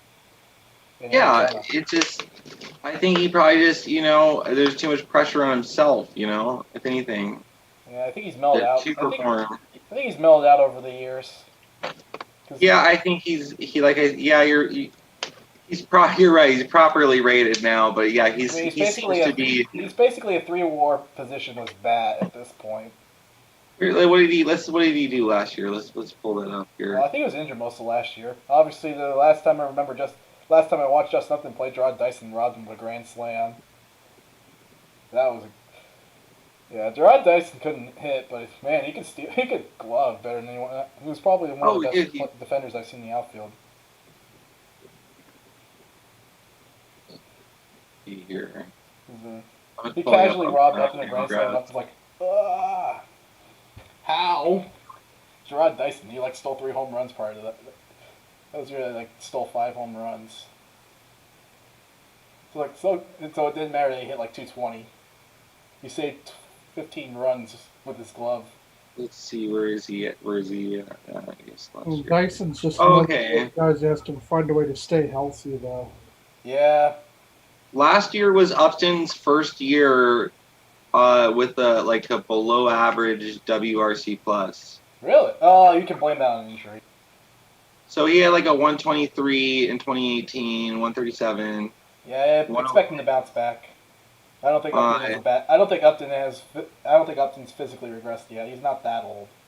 He's young. He's 33. So Upton is only 2 weeks older than Paul Goldschmidt. Take that with the.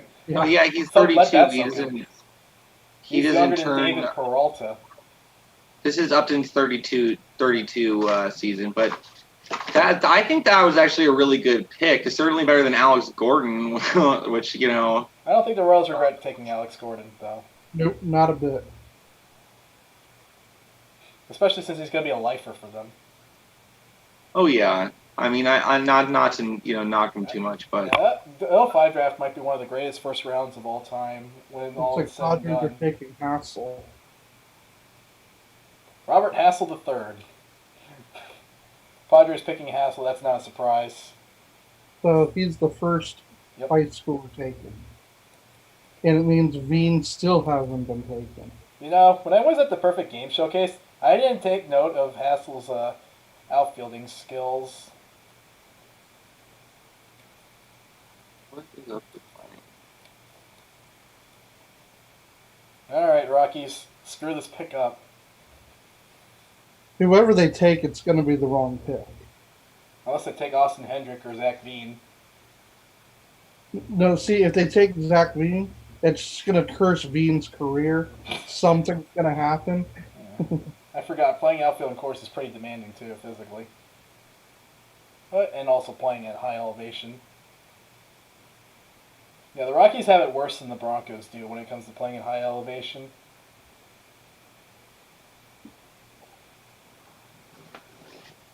In my opinion.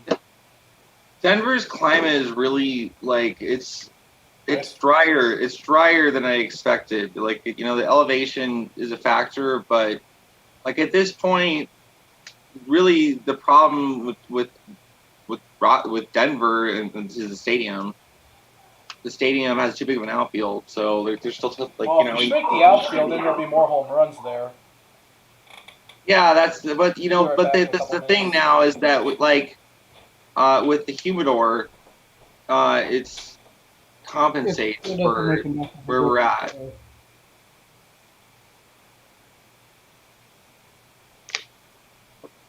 I don't know why my screen is weird.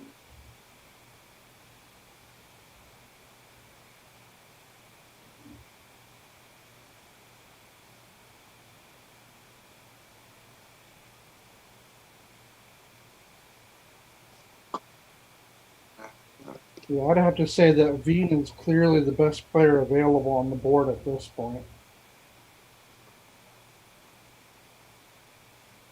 We're at number 9, right? Yeah, Mine's for waiting on lagging. the Rockies to pick. Okay, because for some reason the draft tracker is lagging for me. The Friars took Hassel.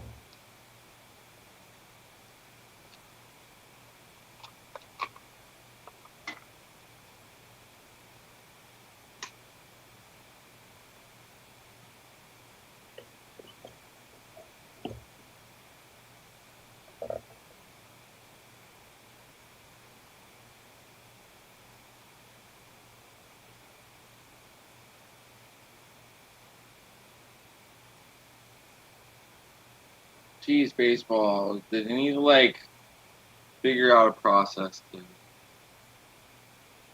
make this better.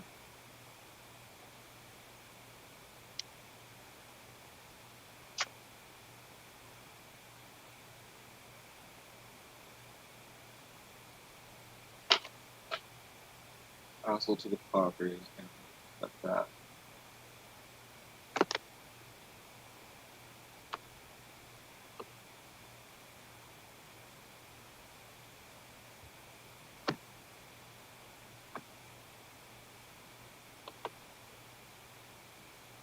At this point, at least three big high school arms are going to be on the board when the Diamondbacks pick.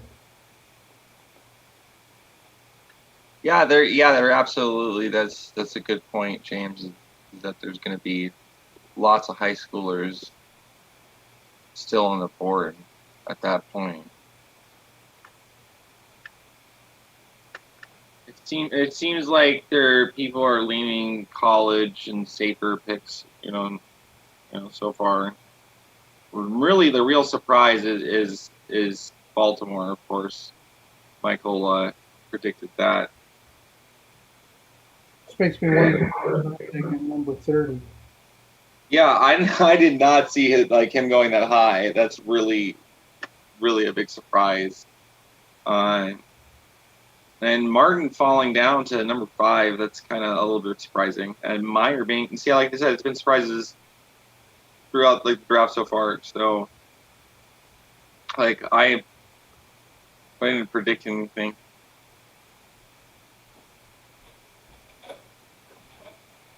As much as I'd like to see the Diamondbacks get Abel, I just don't see him. I had to go deal with a refrigerator door that wasn't closing. So what did I miss? Just discussing the fact that at least 2 of the 3 high school arms are almost certain to be on the board at 18 now. Well, none of them have gone ahead of where they're supposed to go. So have the Rockies picked yet? Not yet. I think I left literally about 10 minutes after, 1 minute after the Hassel pick came in. I would have thought it would be funny if he ended up going to Washington, but obviously he wasn't going to fall past Arizona. Because, thing about Washington players was Robert something the third. Mm-hmm. Hey, maybe he'll end up in Washington in a trade. Would happen. Hey, Padres trade Turner to the Nationals. Anything is possible. Yeah, Give me a second. Trading Trey Turner always seemed kind of an odd decision to me. For Will Myers.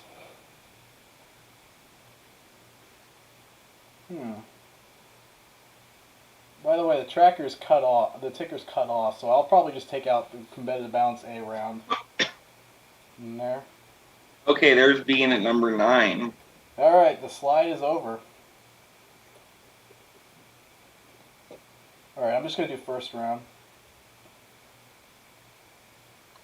So there's still lots of guys on the board still. So the top 10 ended up going top 10 in an unusual... Top 9 gone top 9 in unusual order. Yeah. So far, no surprises for the D-backs.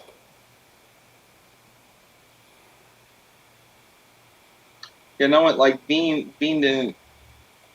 Where was Bean ranked on average? How far is he? Yeah, I know he wasn't he was in the top 5. I know that 5-6 area.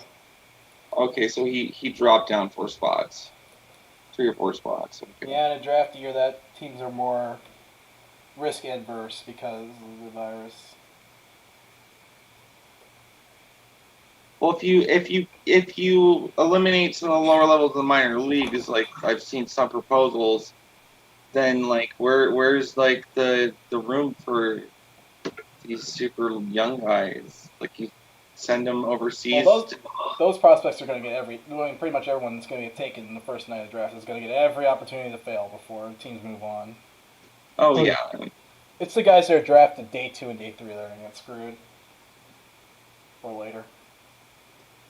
Oh yeah, and they're limited to $20,000 contract and all that. They really screwed over the minor leaguers with this. What it's going to do is it's going to cause people to go to college instead of sign. Yeah, so that was my point. Is it basically turns college into the de facto a developmental league. Basically, rookie ball. Yeah. College into rookie ball. Well, they need to have consistent bats across all levels. And these coaches and college guys are trying to win as well. Player development is secondary. Although I know a lot of leagues are going back to are looking at going back to wooden bats because they're safer funny enough, than aluminum or composite bats because of the lower, exit velocity of the baseball. But also make scouting easier. Yeah, it would make it way easier. That's why you hear some prospects who are like, okay, this guy might not necessarily be as good with wood bats as he was with metal bats. That kind of thing. I've seen that. From my interviews talking to minor leaguers, that's like the biggest transition is at least for like talking to position players, obviously, is going from a wooden to aluminum bat is much harder than you would think.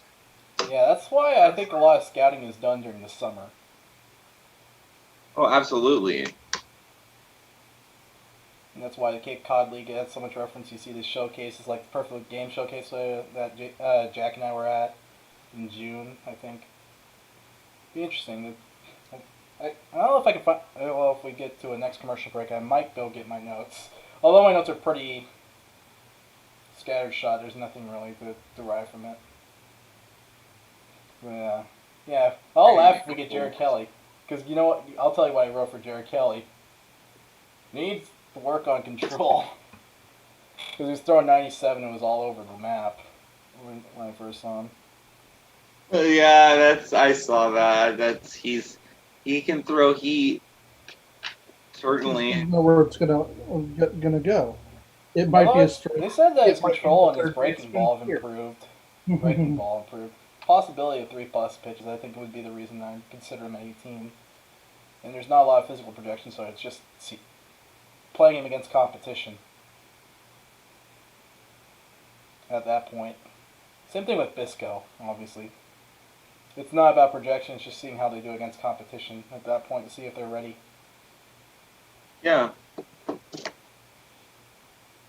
Alright, so we're at 10 Los Angeles. Who do you think the Angels target? Since obviously prep bats probably are off the table. I would probably say you're going to possibly look at Patrick Bailey or even Mick Abel possibly going here, I would think. For Patrick Bailey, the catcher from North Carolina State. We didn't mention him because I think Bailey's either going either 10, 11, or 12. Because a catcher with good defensive skills and enough bat to stick there. That type of thing. All right. Oh, I have no idea who the Angels are going to take. That was my safe bet, was to just not make a bet. Oh, Detmer here. Okay. Detmer's at... Yeah, that makes sense. Yeah, that's okay. So is that official? Detmer's at 10? Yeah, at 10, yeah, showing up on the tracker. I'm thinking they go Detmer's. I was asking. Yeah, no, it's on the tracker. Is Detmer's at 10? Hey, yeah, Detmer's at 10. Woohoo! Angels are probably thinking, "Yay, we just drafted Clayton Kershaw." Yeah, I don't know about that. No, he doesn't have the same slider as Kershaw. He only has the same curveball. That's a pretty nice curveball to have. Yeah. Oh, yeah. Up here, it's actually down here. It's a great starting point, certainly. Yeah, Detmers is probably a guy that can be in the rotation in 2 years. There's not much projection. You just play him again in high A, double A, and he's ready to go.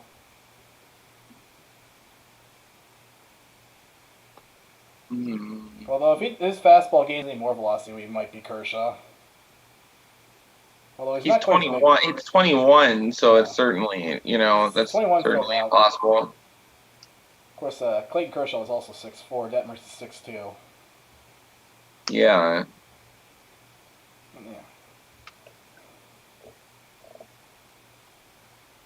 And I think the reason Detmer's lasted all the way to 10 is because his fastball isn't nearly on the same level as the other pitchers taken ahead of him.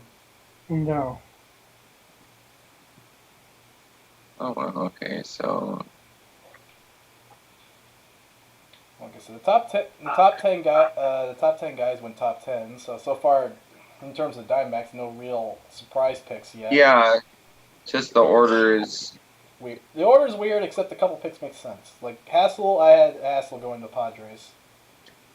Yeah, that pick made sense. Detmer's at 10 made sense. I knew Meyer would go higher than everyone was saying, just because he's seems Because to he be can pitch in the bullpen today. Yeah, you can just throw him in the bullpen like tomorrow, and he's good to go. Yeah, So, or And he God, throws- give him and or he's give him some developmental time. God forbid, and give him some other pitches, and then he could be really good. If he develops the third pitch, I think Meier's a #1 starter. Oh yeah, absolutely. That's what I'm saying. Like they're like really smart about that. They would put him in the minors, but yeah, he could pitch in the bullpen tomorrow. Yeah, he's got. Obviously, I think the reason why Meier didn't jump into the top 10 until probably about April is because of the bullpen risk. But of course, a closer's as valuable as a #4 starter, in my opinion. A good elite closer is the same value. If you believe if you go by wins by replacement, obviously you'd rather have the #4 starter, a healthy #4 starter. Except in the postseason. Then you just pitch the best arms whenever, if they can do it. The White Sox here at 11. Patrick Bailey, I think, was the most common mock pick I saw at 11. At least I think it was. I don't know if my tracker, like the trackers are just like behind in general right now. So yeah, I would. If you're gonna keep track, either keep track of Logging Hagen's Twitter or chat thing, or just I'll go on Twitter right now. Let's see if I can get a faster feed.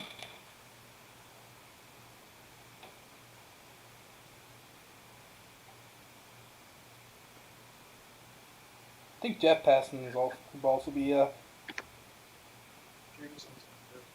Mm-hmm. Alright. I know what it is. And this is a surprise pick. So the first surprise of the draft. Yeah, the White Sox. Are going to surprise us with somebody. Yep. The White Sox are going to surprise us. Actually, I'm not going to type anything until I'm not going to spoil it. Unless you want to know what it is. Well, let's just say history might be repeating itself here with the White Sox from 10 years ago. That's my hint, and you're going to have to figure it out. I know who you think they're taking, and that might be right. Wow.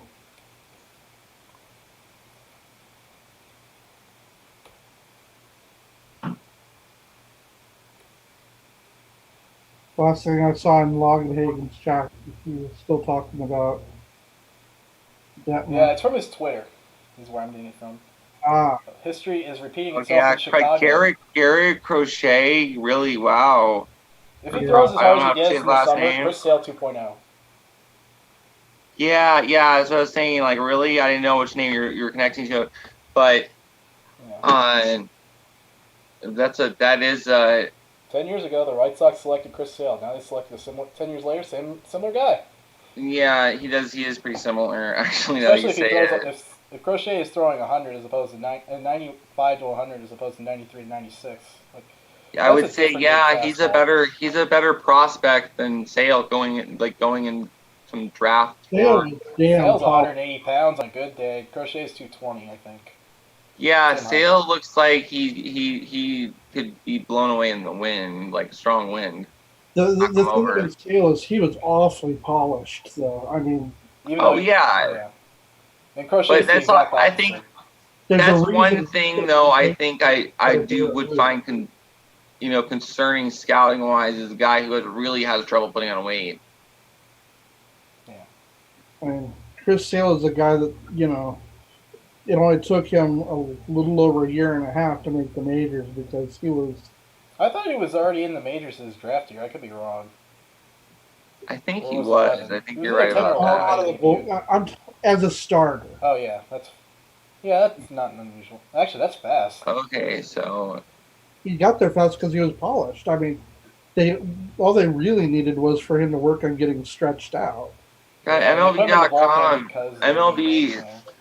Your draft tracker, all this, you're doing a terrible job. They probably didn't announce the pick yet. Did they announce the pick yet? That's probably why it's not up there. Yeah, it's not announced yet.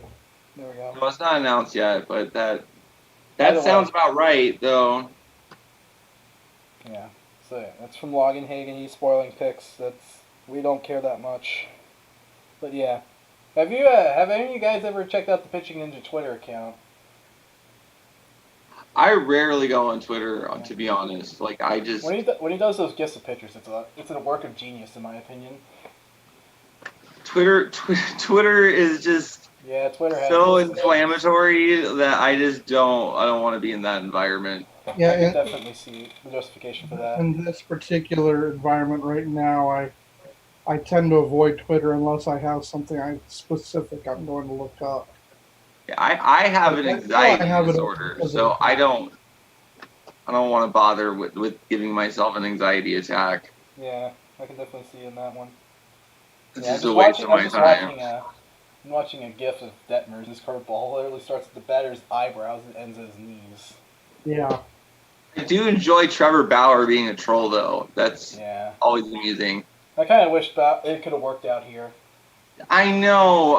That's the one trade I really wish that they didn't trade him away. I think that pretty much once Dipoto left, Bauer pretty much had no one on his corner. That's what I read in the MVP machine, that Dipoto leaving probably didn't help Bauer one bit, and also his manager was Kirk Gibson. Yeah. If Chip Hale or Torey Lovella was Trevor Bauer's manager, it would have worked out. Yeah, I think it just wasn't the right environment for him. Could have had to keep his mouth shut. Yeah, and Hazen's done a good job making sure Kendrick doesn't say stupid things. Which is why Hazen's already the best GM in D-backs history, even without a title. All right. We have the next two picks in. Well, we know what the next two picks are, even though they aren't in yet. Of course we're not in. Wait. Crochet and then Hendricks. Oh, Hendrick is going 12? Yeah. Yeah. Okay, yeah. I had Hendrick going in 12 as well. So I had him. Mark has him lower, but I had him at 12. It just felt. I had him 13. I had Soderstrom 12. I think Soderstrom goes 13, so I don't think you're that far off. So you and I are close on that. Anyone watching, yes, we're spoiling picks. Yep. Hendricks at 12. That makes sense. I like that. Well, in Pittsburgh, Pennsylvania. Yeah, that's nice to see. You know, like you can. I don't think anyone's gonna care too much. If we're spoiling picks. You're close. You know, honestly. Let's not spoil 18. Let's keep the D-backs picks under wraps just for fun. I'm gonna spoil that. If you want to spoil it for yourself, feel free to. But no, I was saying let's keep the spoil all the 18 other under picks. wraps. Let's wait until it's announced. Okay, so I need to pull up. I want to look at some of the other mock drafts. Yeah, so far, this draft has been surprisingly predictable. Aside from like the players you expect to go in a certain range have gone. It's just an odd order, I think. Well, I mean, with regards to the Diamondbacks pick, order doesn't really matter if the same guys go in the same range of picks. That's why I say this draft. So let's look at Keith Law. Let's see how right he was. Okay, he got Torkelson right. Oh, don't give anyone a point for Torkelson. I was going to say, I don't give anybody credit. Don't give anyone credit for Torkelson. That's literally a slam dunk. That's literally, everyone knew that. The people that were saying, no, they might not take him. Yeah, the Orioles taking Martin, so that's wrong. Everyone had Orioles taking Martin, so. Marlins taking Lacy. Nobody was actually going to mock Baltimore tanking the draft.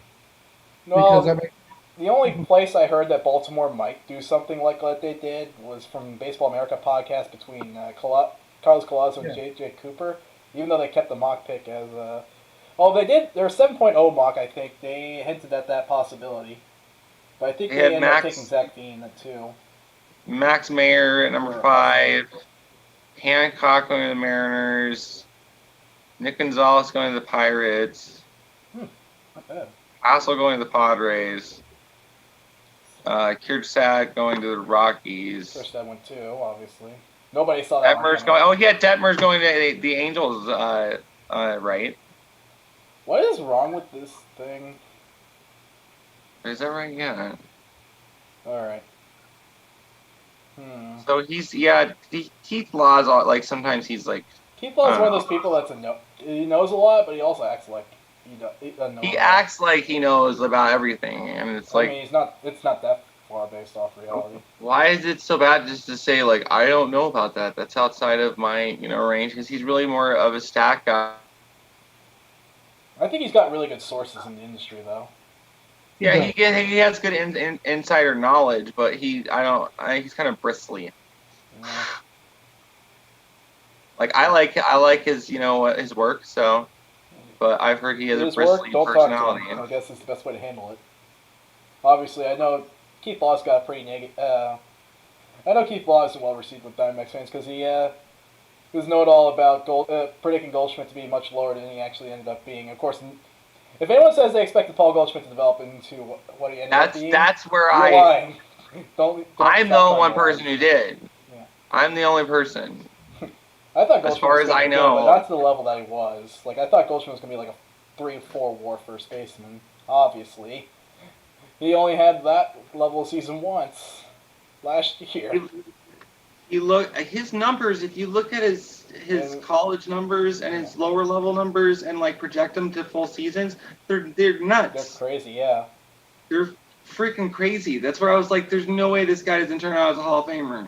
Oh my God, he's got to work on his defense a little bit. He's a first baseman. It's not that hard. I think one of the things that worked against Goldschmidt is he's a right first baseman, and when he came up, kind of chubby. That was the best draft for the Diamondbacks, period. Yep. In terms of players that turned out to be major leaguers.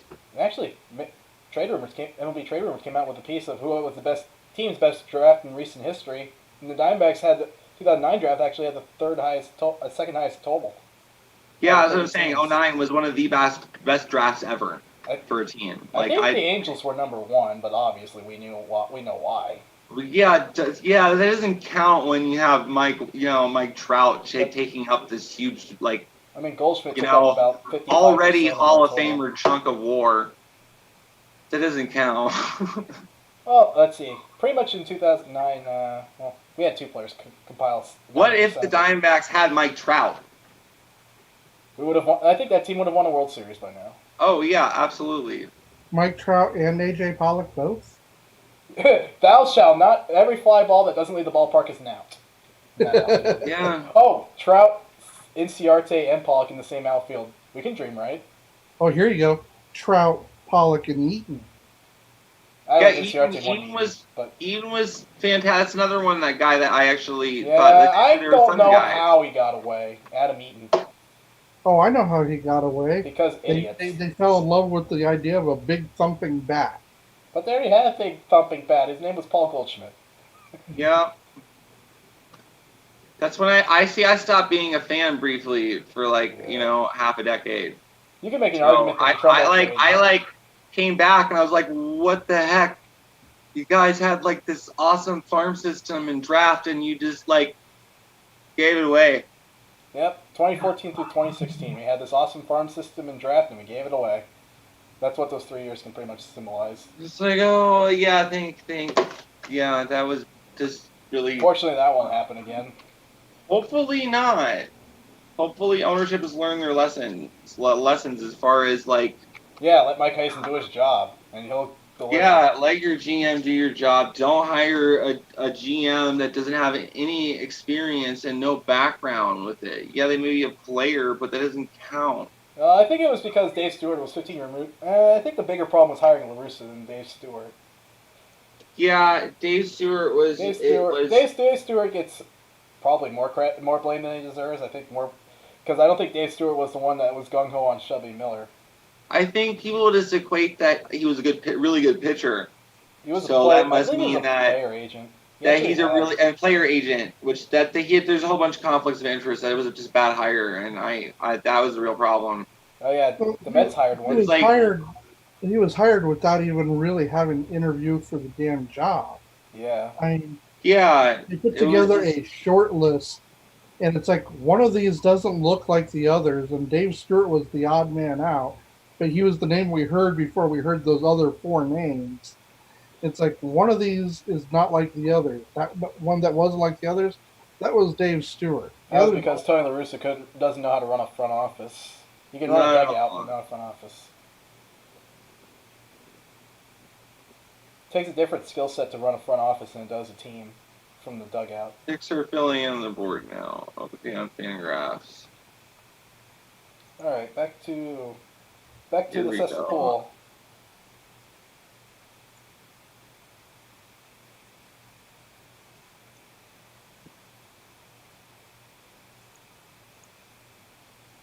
Take it then. Okay.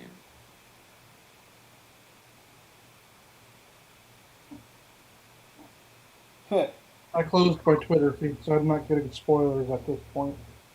All right, I'll stop. It doesn't matter. I'll There's nothing out there keep yet. track of that. Oh. Third time in history that 3 college lefties drafted in the top 11. 98, Mark Molt, known for Mulder. 2007, David Price, the Price year. And this year. Those are the 3 years that 3 lefties have taken in the top 11. Although in 2007 it was top 6. Yeah. Where are we at? And if we assume the pattern of the previous 2 years, that means Asia Lacey is going to be an all-star level pitcher. Reed Detmers and Garrett Crochet are going to be busts, even though I don't see Detmers as a bust player. No, I don't either. Unless he gets hurt. That's the only way I can see him not working out. He's And almost that's a- borderline MLB ready net today.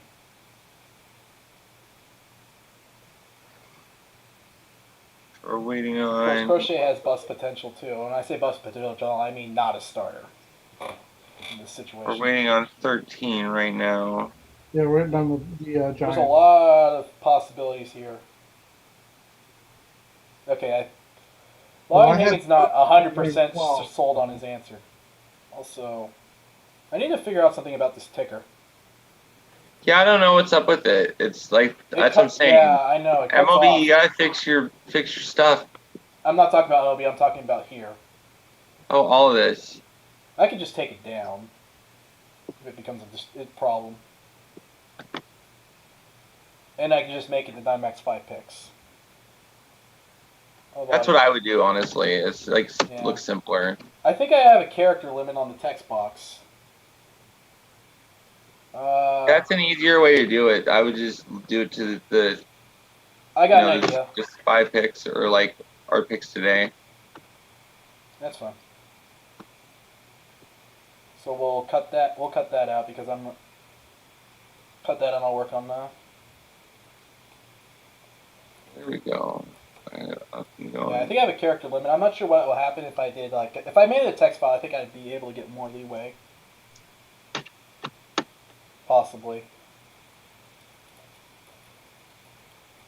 Patrick Bailey. Yep.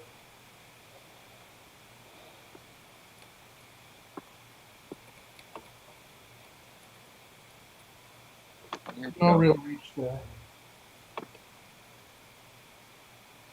I had him taking Soderstrom, but Well, most of us have Bailey off the board by now, too.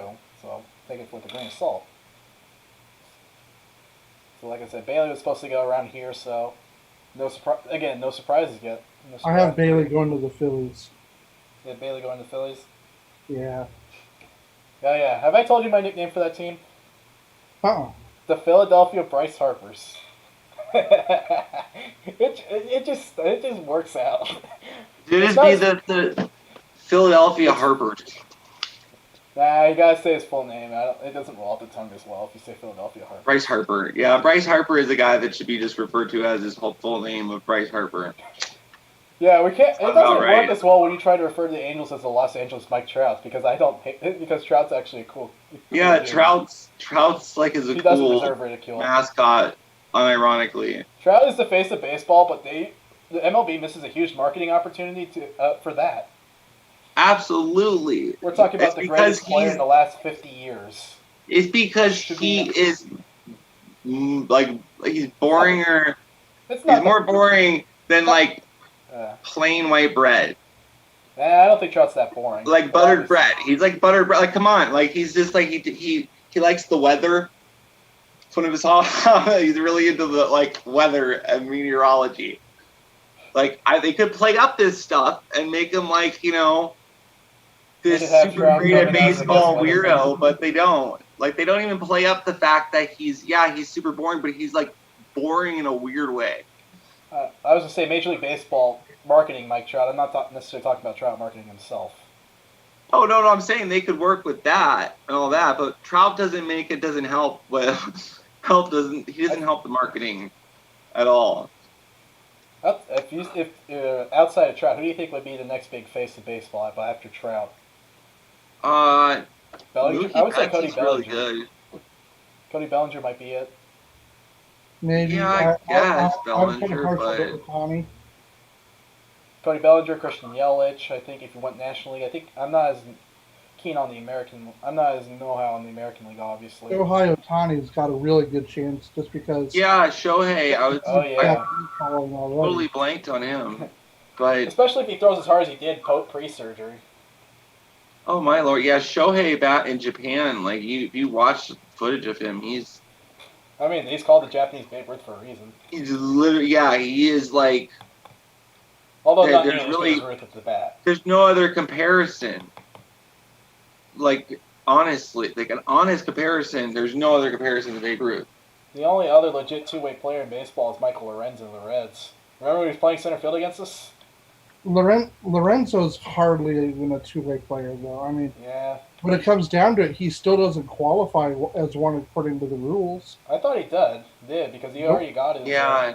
There's been no real pitcher that's been that athletic. I was going to say, Lorenzen isn't nearly as good at Ohtani at both things, obviously. It's like 3 leagues apart. Yeah, Shohei, I don't know, like, I think we should spend more effort into our Japanese, player development acquisition area. It's or like KBO to deal with.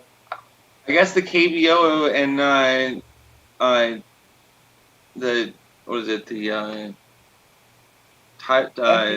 MPB. Yeah, they're all those they're just an untapped market like that the Diamondbacks really haven't utilized. I don't know what it is, but someone get me Reed Detmer's chair. It looks comfy. That big old black leather thing, yeah. You know what's scary? You know what I mean? Not scary. It's actually cool. The color of his shirt is literally the same color as his Angels hat. His Louisville shirt. It's the same color. It pretty much looks the same color, so it's kind of funny. Cardinal red, so I mean.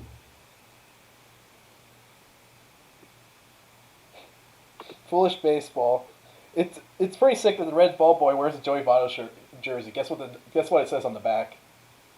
BB.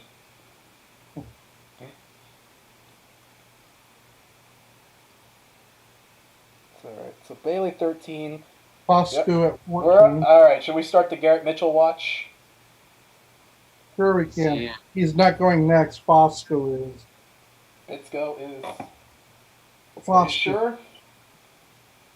Foscue's going next. Oh, I thought you said Bitsko. Yeah, Foscue. Hooray, Foscue. the Rangers are super safe, and he's all... Probably a good destination for Foscue if he's from Texas. It's not too far from Mississippi. Yeah, that's what I was talking about earlier. The Foscue is one of those guys, he's such a safe pick. He was going to get helium in the draft. Yeah. Yeah, okay, yeah, that's the first... I guess that's the first real surprise of the draft. Yeah, I'm surprised that he went that high. So think about it this way. Bitsko, Abel, Kelly, Cavalli. One is guaranteed to land at 18. Yeah. Point. So yeah, the D-backs now have they have whoever they want at pitcher if they want pitcher. It's just a matter of whether or not that pitcher is going to sign, though. Cavalli shouldn't be a tough sign. Bitsko, no, he's the easiest to sign out of all of them. Yeah, Cavalli has no leverage. Well, actually, he has some leverage, but is he really going to go back? And he's not going to go much higher on the draft board. No, that's just it. He's not going to make going back for one more year is not going to get him into the top 10. Abel obviously has pretty good leverage. Bitsko has pretty good leverage, but I don't think he would reclassify if it was about money. Reclassifying just opens up all of his options, though. I mean, I think if you're a 21-year-old in this economy, I don't think we'll be running into a JBB situation. If you're a 21-year-old in this economy, I would take the money. If you're an 17. 18-year-old in this money, I'd take the money. He's not even 18 yet. He turns 18 in a week. Yeah, so there's some 17-year-olds literally in this draft. So if you're high enough, like in this economy, you take the money. I don't even think you're allowed to sign a contract at that age, at 17. But oh Lord. Yeah, I wish I had gotten baseball, much younger, and Well, the Diamondbacks signed Marcus Wilson 17 years old, but that was because his birthday was in August and it was past the draft deadline. His birthday was past the deadline to sign. So obviously his parents would have to sign the contract in his interest.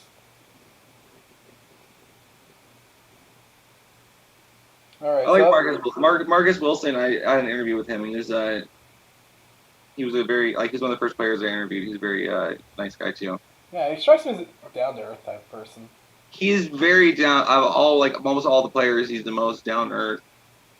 Oh yeah. So anyway, Mayo's saying that both he and Callis had the same picks through the top 14, with 6 being correct on 6 of them each, I think. Well, I mean, the funny thing is the order is just completely messed up. Yeah. But like the general, they're close enough. The groupings have, for the most part, been accurate. Yeah, Foscue is the first player that's. I have Foscue at. But I guess I shouldn't be surprised since we were talking about him at 18 earlier. I have Foscue at 16 on my list. But that was because I saw him at the safe pick. And a draft that teams are avoiding risk like the plague. Which could actually play in the D-backs' favor. So far the draft has unfolded exactly as I wanted it to.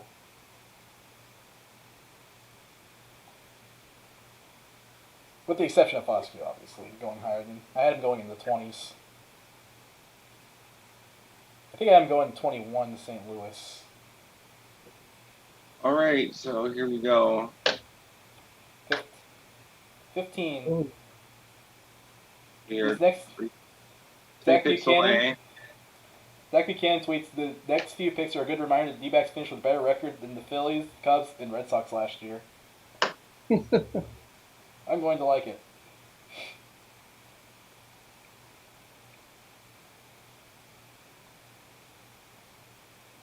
Okay, fun here. Baseball.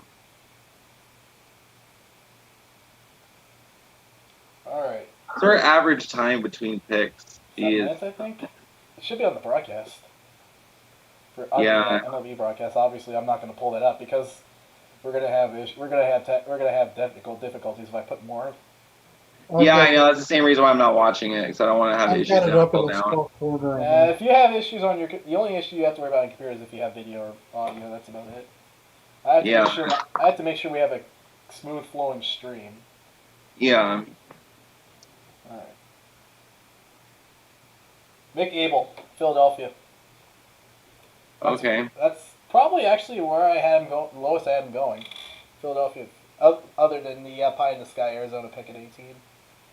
So Mick Abel goes at 15. I think we'll see 2 more college pitchers, 2 more arms to get taken in the next 4 picks.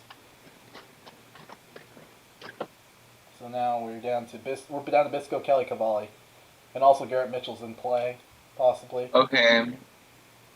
So 2 of those 4 players are guaranteed to be there at 18, just by the math. No, 1. Sorry, 1 of those 4 players is guaranteed to be there. No, I bet at math too, because 2 players get taken in 16, 17. All right. So right now we could be looking at Garrett Mitchell possibly. I'm gonna keep my celebration PG-13 if we land Mitchell. Jeez. Terrible. MLB, your technology is terrible. Yeah. Well, so let's make Abel which. Well, be fair, we're getting our picks spoiled ahead of the broadcast. Anyway. Okay, so Mick Abel at 16. Yeah, Abel at 15. And then, like I said, we got the Cubs at 16, the Red Sox at 17, then the D-backs at 18. Okay, so What if I have enough Abel- space to write the D-backs draft picks? Abel going here is like the lowest I ever thought he might go. And I thought he'd go higher. So should we at write off that Cole point, Wilcox at this point, since we're at this? that's the point where I would clip it and just do the Diamondbacks picks, because we're following along live, and it's like, okay. Well, I can't really clip anything. I'm pretty sure I'll take the stream if I try. Something. Come on here. Although, out of all the pitchers that we were hoping would be available, Abel was probably the hardest to sign, too. So. Abel's the hardest to sign and probably least likely to make it. So, it's a...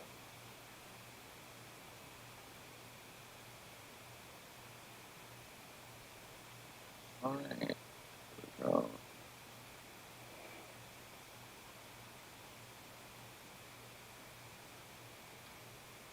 Yeah, we still can't shake. I still can't shake off Carl Armstrong at 18. Yeah, that actually That seems is- like it could be likely here.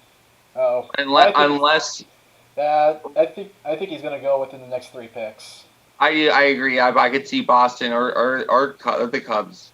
But plus hit to an outfielder that will stick at center field appeals pretty much to every franchise. Yeah, it's who doesn't like that. It's The very Diamondbacks are just the predictable. one team that have a lot of them. Yeah, but that's great. It's great to have something like that because you can move them around, and who doesn't I'm just want? terrified You of just doing said, who doesn't want that? So I'm you just trade terrified away, they're get gonna what trade you him again. need. It's a good strategy. Then you trade for pitching that's proven. I was gonna say, I just like to see the D-backs keep their first round pick, have a successful first round pick.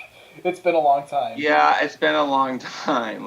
Let's come on. AJ Pollock is probably the last time Diamondbacks actually hit a first rounder. I'm not counting Reggie Bradley.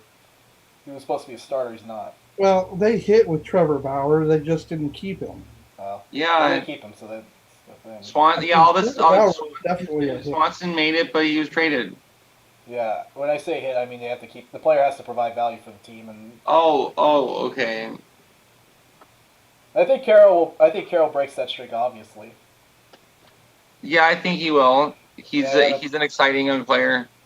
Like I said, Diamondbacks outfield, if they go with Crow Armstrong, could be loaded for this decade. Well, it's like I think Armstrong actually has the best right field projection of the 3 outfielders they would have taken in the last 3 drafts.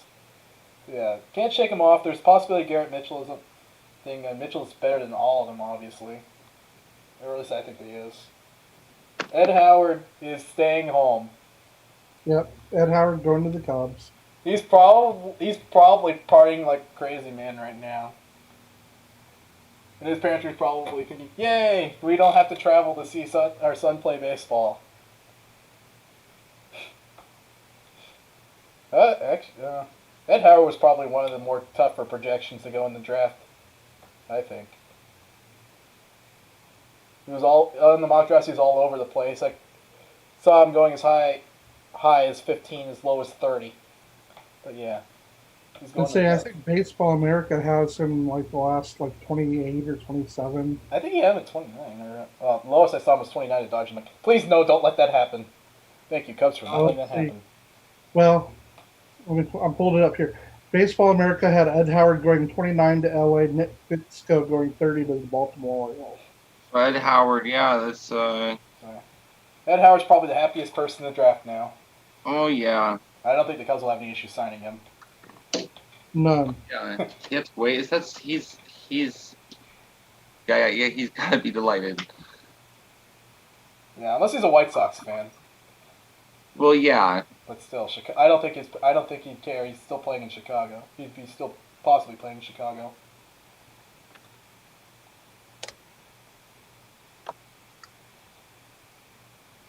It's if you're close to home, that's great. Jack gave us a shout out on Twitter. If we want, we could bring him in. We could ask if he wants to join in. Oh yeah, if he wants to. There.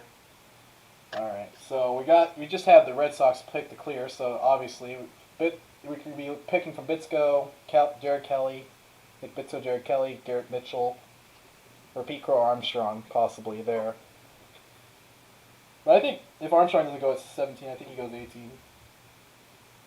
I just can't shake him off. I just can't shake him off at 18, even though I would probably not be the happiest person about that pick. Probably get more so opportunity cost than anything. It's not that they wouldn't be drafting a bad player. Oh, okay. In fact, you could probably make an argument that Crow Armstrong is a much safer projection than Garrett Mitchell. Yeah. Even though Mitchell probably has more upside and a faster road to the majors.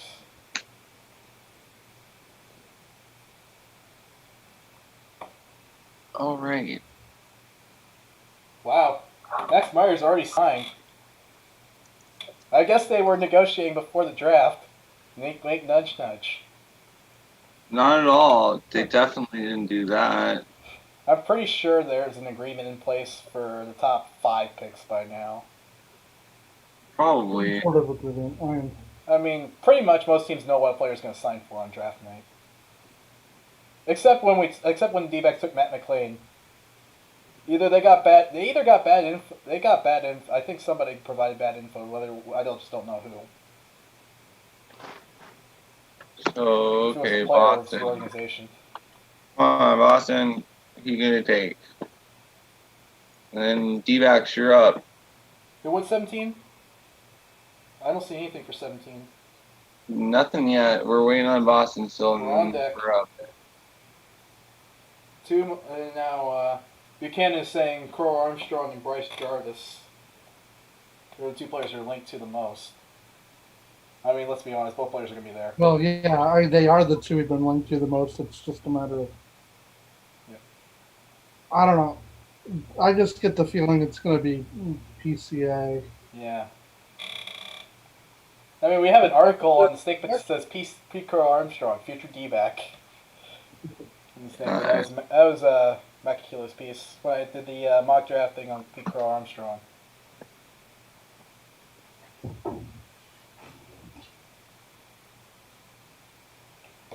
I wonder what you would consider a good hometown pick for the D-backs, since we're on the topic of Ed Howard. Which Arizona guy would you take? Torkelson? Oh. Well, obviously that's not possible. There's like a few guys that are Mark kind Hayes of and Trace for from. Spencer Torkelson. Give him the GM of the year. What's his award. name? There's a guy that I talked to. I can't think of his name off the top of my head. He's like he's a prospect. I was thinking of Carson Tucker. He's from like Tempe. Last year there were a couple guys out of Arizona and Arizona State both. I don't consider Austin Wells. Slimmer pickings. Austin Wells is not from the state of Arizona in high school. I don't think Austin Wells is from an Arizona high school. Trying to think so he who doesn't it was. count.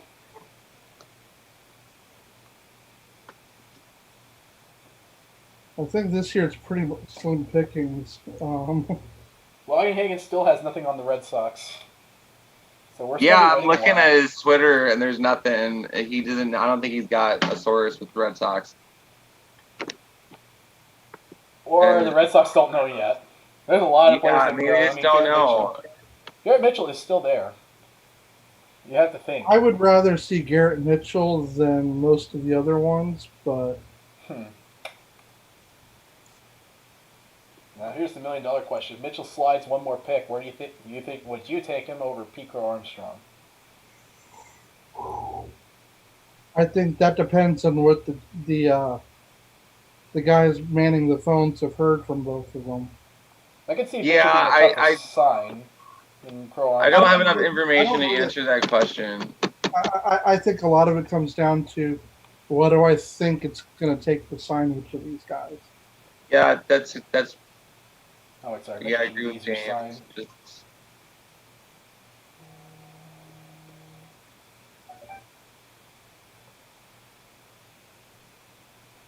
Alright, I think Jack sent us a message. He's saying, who do we want that's available? Yeah. So obviously... Who's available? So... No, he's saying not... He's saying who would you take, not necessarily who you think the D-backs will take. So obviously, my pick would be Garrett. My pick would be Garrett Mitchell. I don't have the information available to me, but if I did, I would pick the guy who, has the best numbers, the best scouting report, and makeup. My reason for Mitchell is I think we're getting an all-star center fielder. I'm sure they have better information available than me. If I had to, just looking at the people, Mitchell, he was all right. Like most of the people, I can't really make the judgment call because I haven't talked to them. I don't know their personality. I have like all these YouTube clips. I was gonna say that's what most scouts probably feel like right now. Yeah, like I need to talk to them. That's how I have to make that call. So I picked best player available. I don't know whoever that is, but that would be a hard thing to do. So.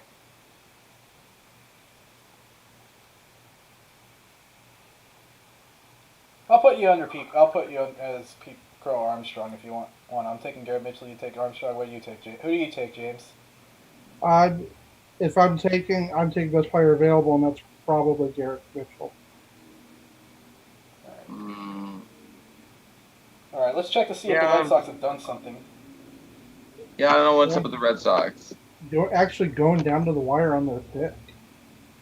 Yeah, looks like it.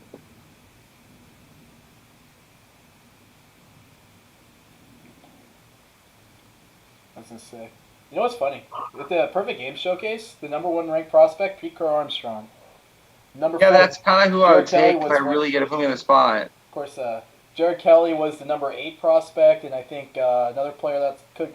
Mick Abel was the number 8 prospect. Jared Kelly, I think, was 7. Nick Bisco obviously wasn't ranked because he reclassified, but that's the list I have. Right. If you look at that list now and you see where the rankings are now, it's actually kind of funny. P.E. Halpin, who probably could go in second round, was the number 2 player.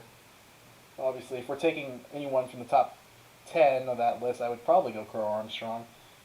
But the only player I would take over him probably is Nick Bisco and Garrett Mitchell. But I think Bisco is the only guy to take. I'm preferential with pitchers, but I think Garrett Mitchell's just too much talent to pass on. I mean, if he didn't have diabetes, we'd be talking about him as possibly the first bat to go off the board. You would probably be going to the Orioles instead of somewhere else.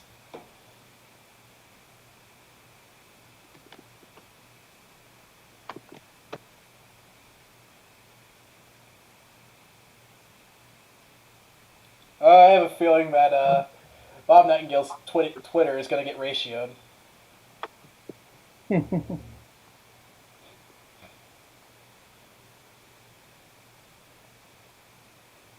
if it doesn't get ratioed, people just don't get. We'll probably just ignore him.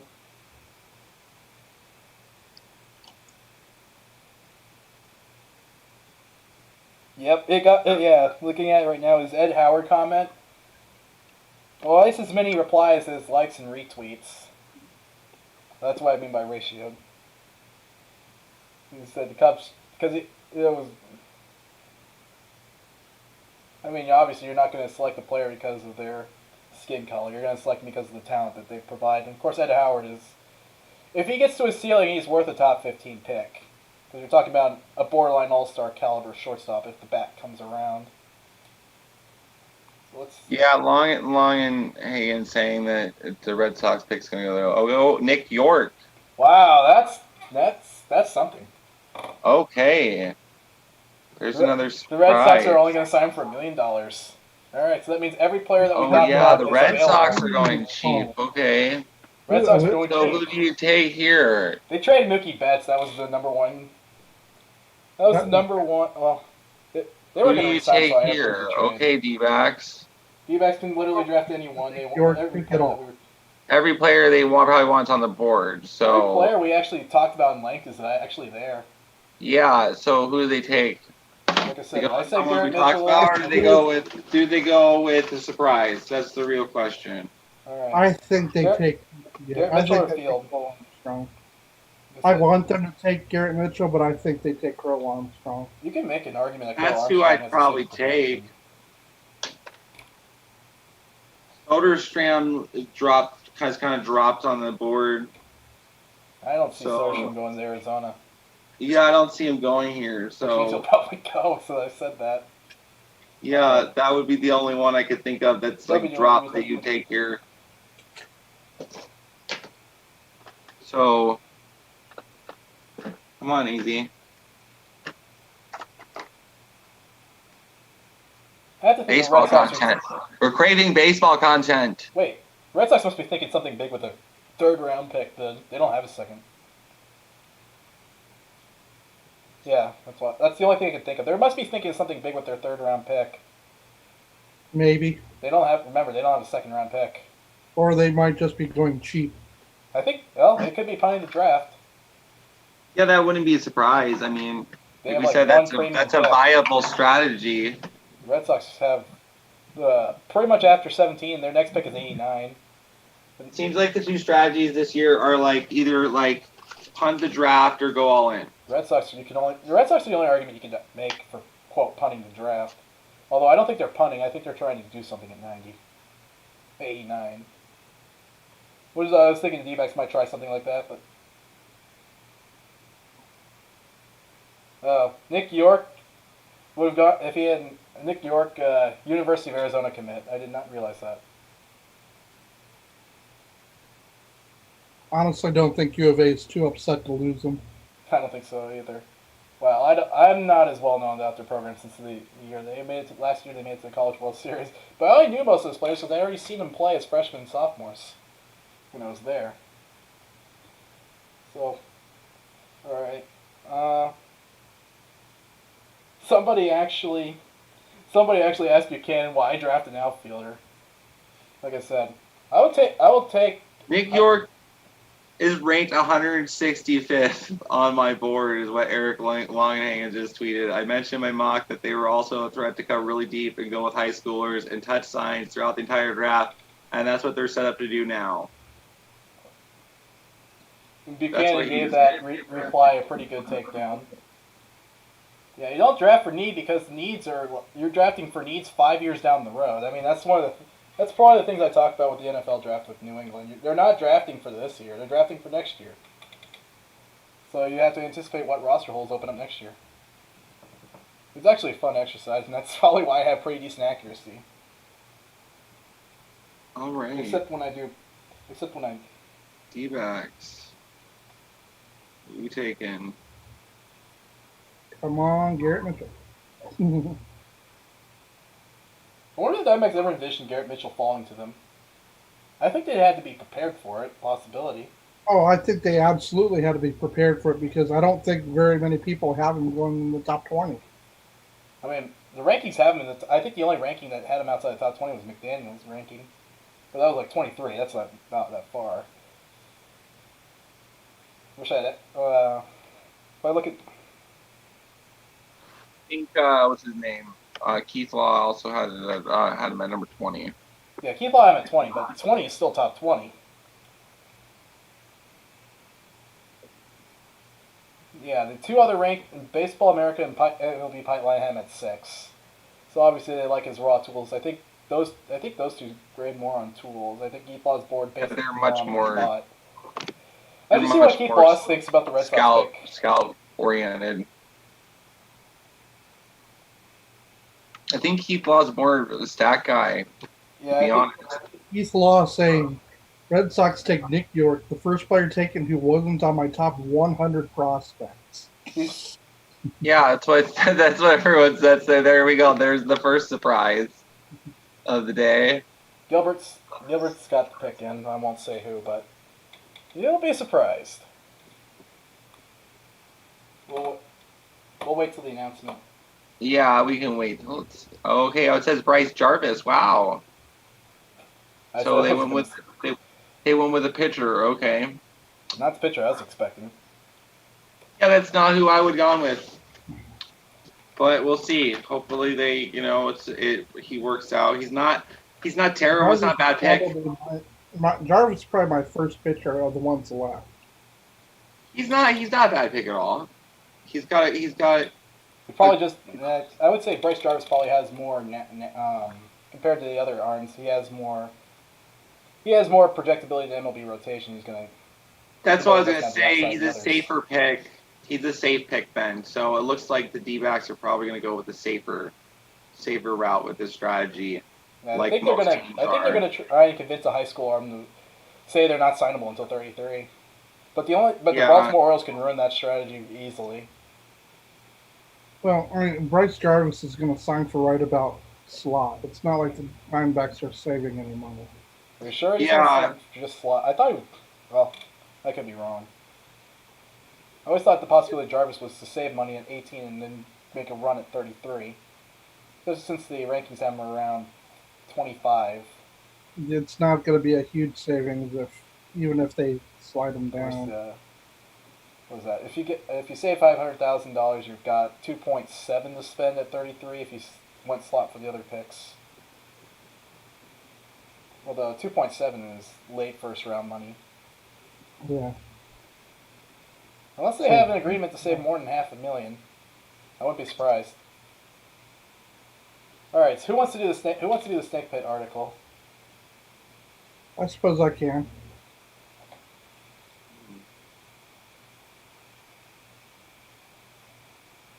Well, Yeah, I like, I know the least probably about these players. So. I did not expect Bryce Jarvis until literally today, until I saw the box showing Bryce Jarvis. I'm like, oh, they must have found something out last night or something. Yeah, I mean, they probably saw something that they liked. Yeah, pretty much most of them had Bryce Jarvis or PCA, I think. Yeah, I think it was just leaning between pitcher or position player there, and I guess pitching. They So do have. They already do have a ton of like you said earlier, a ton of good center field, outfield prospects, and like. And not just past the top guys too. Varsho could give you some time in the outfield. You also have Dominic Fletcher, who would probably be an everyday outfielder if he wasn't blocked by prospects. That kind of thing. Like I said, Jarvis probably will be the D-backs number 3 starter in like 2 years. There's not much seasoning he needs in the minors. Yeah, he should move quickly. So where would Jarvis rank versus your arms and pitchers? I would probably put him right behind Corbin Martin for pitchers. I don't think he has the upside. Yeah, probably. I mean, I like Bukauskas more than a lot of people, but he has to stay healthy. Yeah, I have Bukauskas as a reliever in the major league level. I think that's where he winds up too. I mean, I'd still like to see him get a chance as a starter, but I think Bukauskas' future is going to be as a reliever. Yeah, he'll get some time in the expanded fall league, that's for sure. Bukauskas.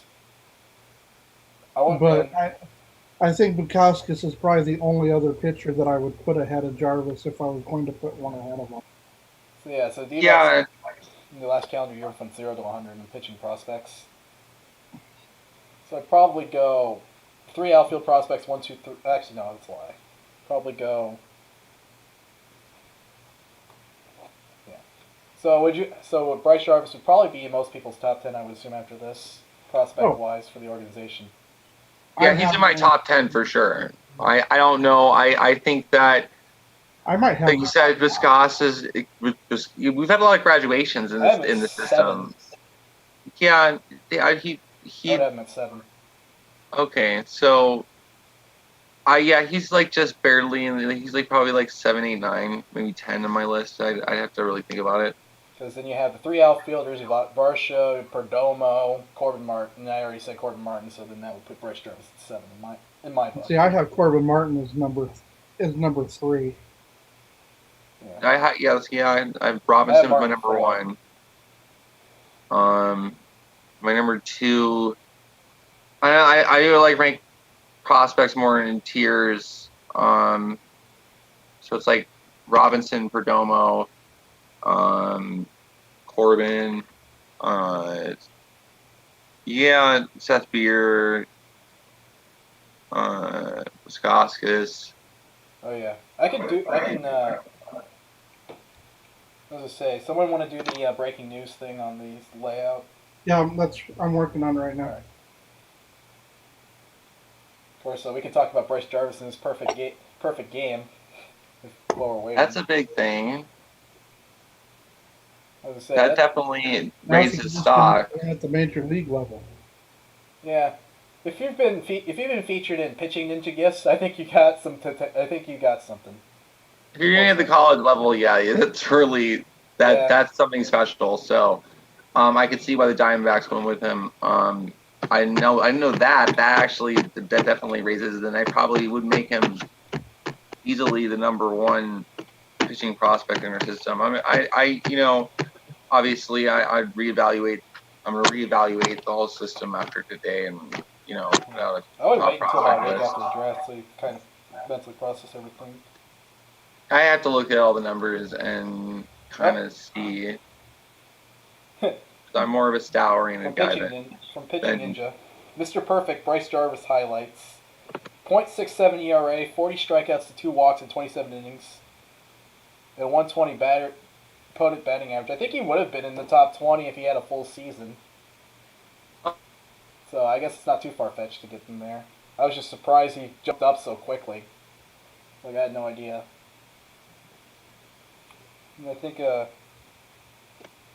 right, so the I wouldn't say that his other consensus in the comments section, Mac Attack saying that he sees it as a number 3, and I see him like I have him as number 3, like a number 2, middle of rotation, yeah, easily.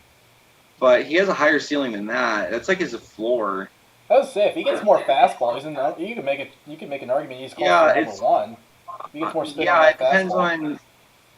Yeah, it's like he's absolutely not a bad prospect at all. He's a good prospect. He's gonna be in. It's like Bryce Jarvis is probably the safest pitcher they took that could have been taken at that point. My lack of enthusiasm for pitching prospects is because there's just so many of them burn out. Burn out. That's the thing. Like, there's no such thing as a pitching prospect. Like, you can easily just throw a pitch and then you lose all of your velocity. I'm gonna take a break here and I'll be back. I'm just gonna eat something. Right. Yeah, that'd be a good time to do that. What's our next pick? 33. We're probably an hour away from that. I'm gonna go find that Instagram post of Bryce Jarvis throwing stuff. Yeah. So and I'll display it on the stream so people get an idea of what this guy's throwing.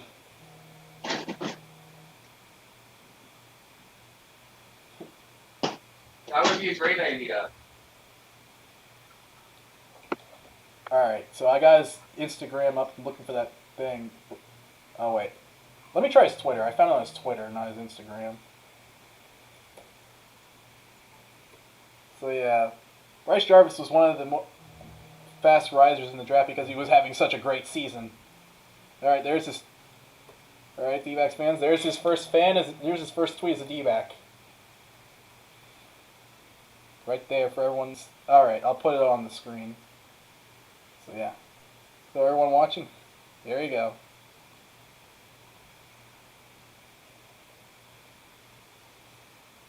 And I will pull it off so I can find that post.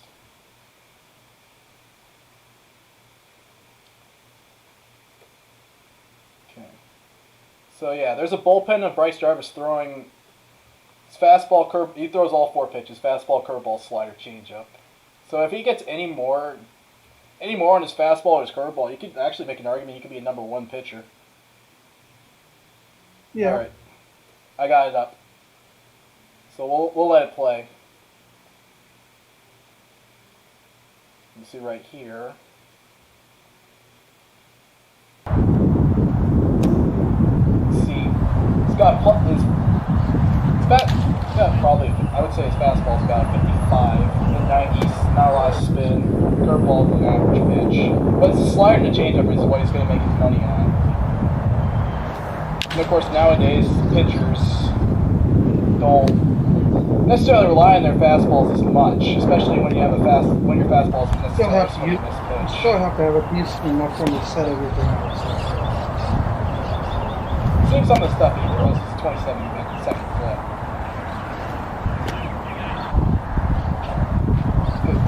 Like I said, sliders and changeup are both plus pitches. I would say slider's probably one of the best sliders in the draft class. Yeah. If this curveball gets any more spin, we might be talking about this number 2. If fastball gets any more spin. If his fastball has above average major league spin, he could be a special pitcher. Like, I think he can actually be better than Zach Gallen. Zach Gallen's a really good pitcher. He's got really good stuff. He's got.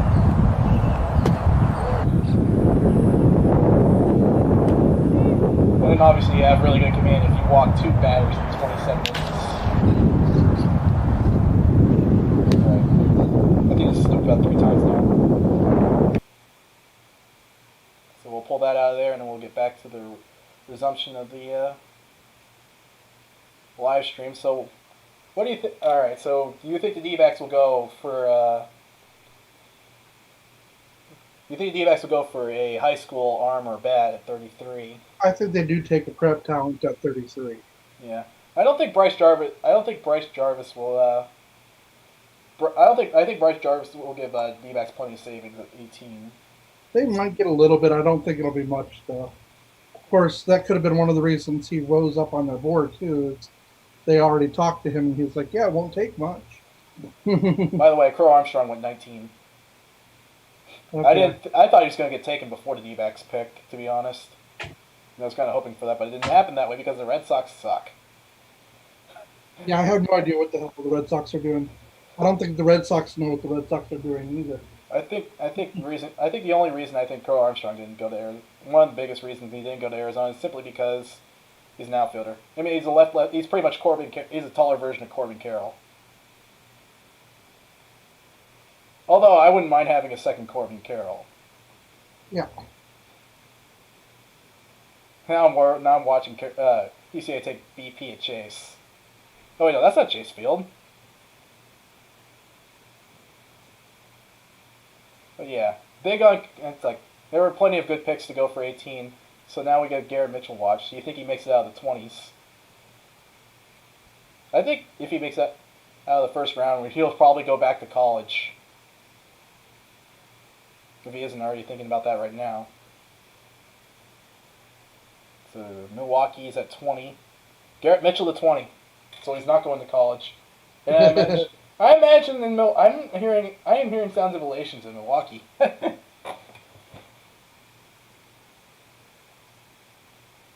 Alright. So I think other than the Red Sox surprise, I'm not necessarily surprised by the draft. Because the Mocs had Bryce Jarvis, so we had to be prepared for that. Jack says Jarvis' dad is the worst starting pitcher in modern history with over 700 innings pitched. Fortunately, I think his son has better baseball talent. Probably.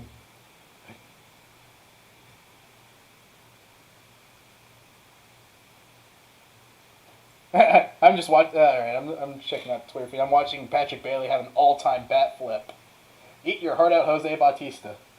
Of course, we'll be done with that guy, Patrick Bailey, since he was drafted by the Giants at 13. So he's Buster Posey's replacement at catcher. Oh wait. Wonder what they're gonna do at catcher. Oh well, it's their problem. Although it's a problem the Giants would welcome.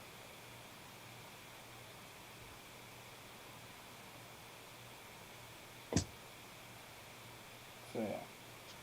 Like I said, Jarvis is probably a safe number 3 starter projection at this point. You could probably project him at number 2 if he gets any more stuff. If his stuff ticks up more.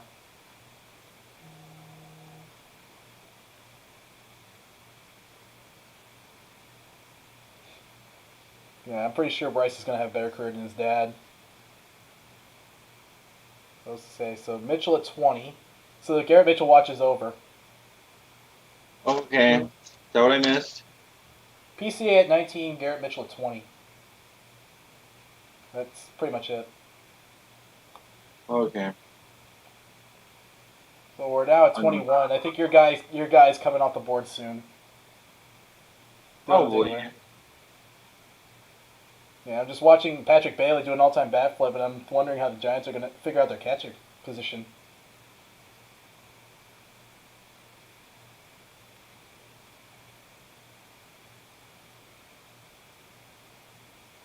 Oh, here's another link. Ken Jarvis is a former D-backs pitcher and a former scout. So obviously he knows people.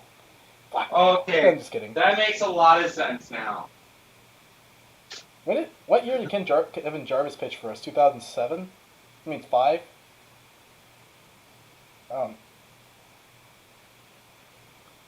Anything before 2010 is probably hazy in my memory for D-backs baseball. Unless it was a big thing.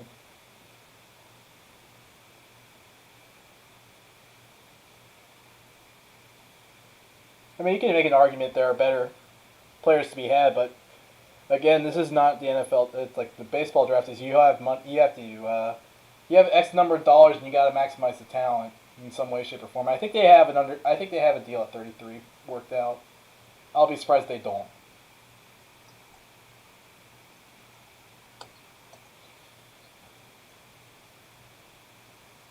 If Nick Bisco's there at 33 and the D-backs take him, I'm going to applaud Hazen for a masterful draft.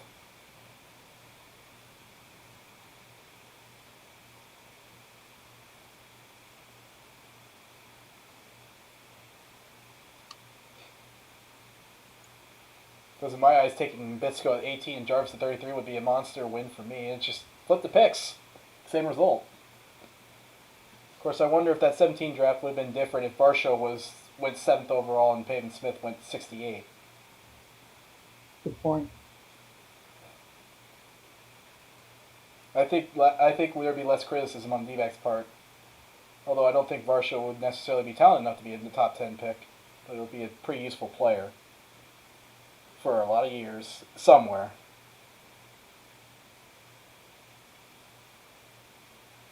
Jordan Walker's going to the Cardinals.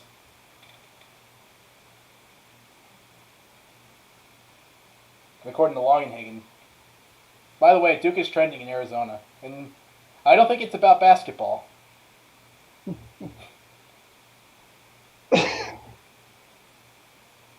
Except the first tweet is about Zion Williamson.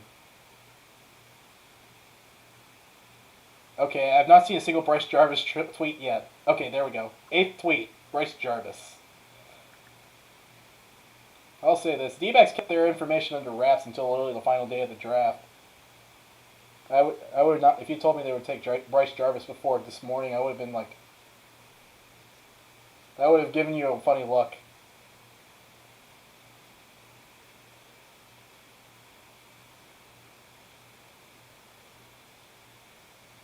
Of course, read a tweet from Enos Saris. The Yankees, the Cardinals, and the Rangers have drafted and signed the most current major leaguers. From what timeline? This is a 2-year. This is a year.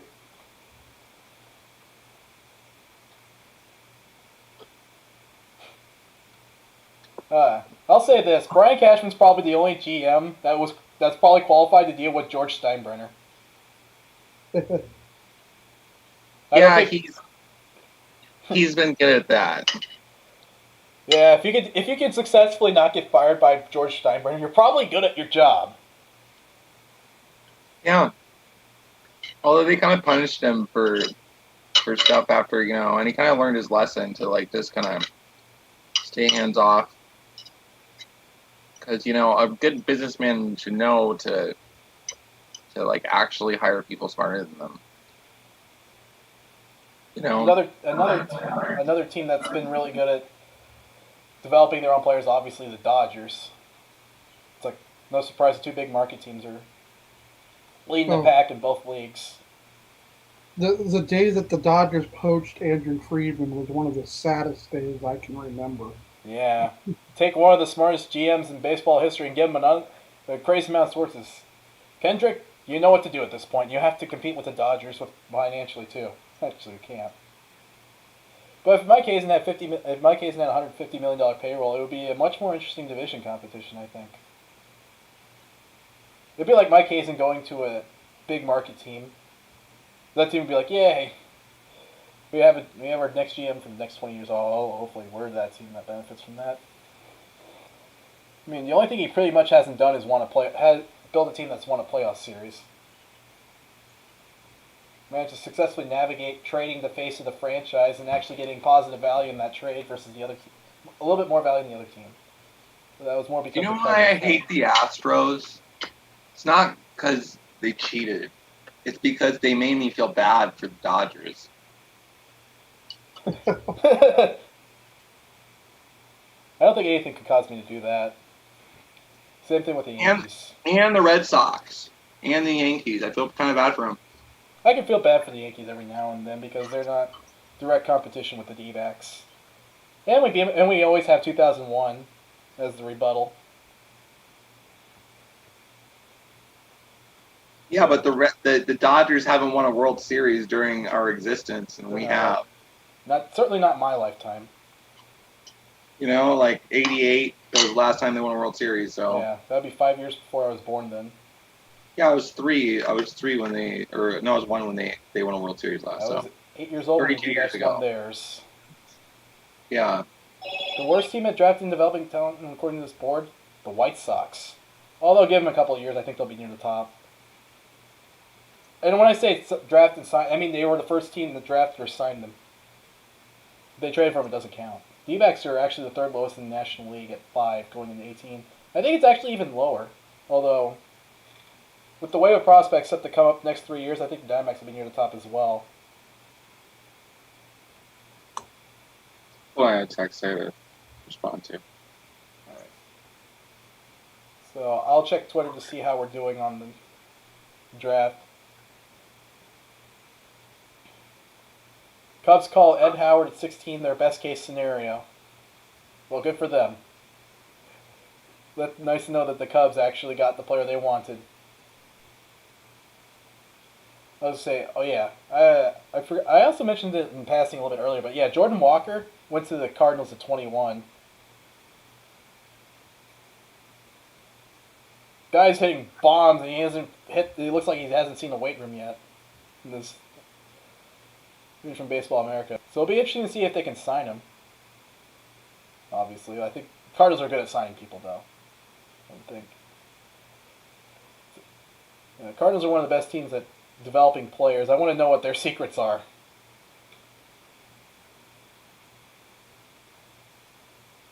That type of thing, and see if it translates to Arizona. I think the Diamondbacks have done a better job under Hazen.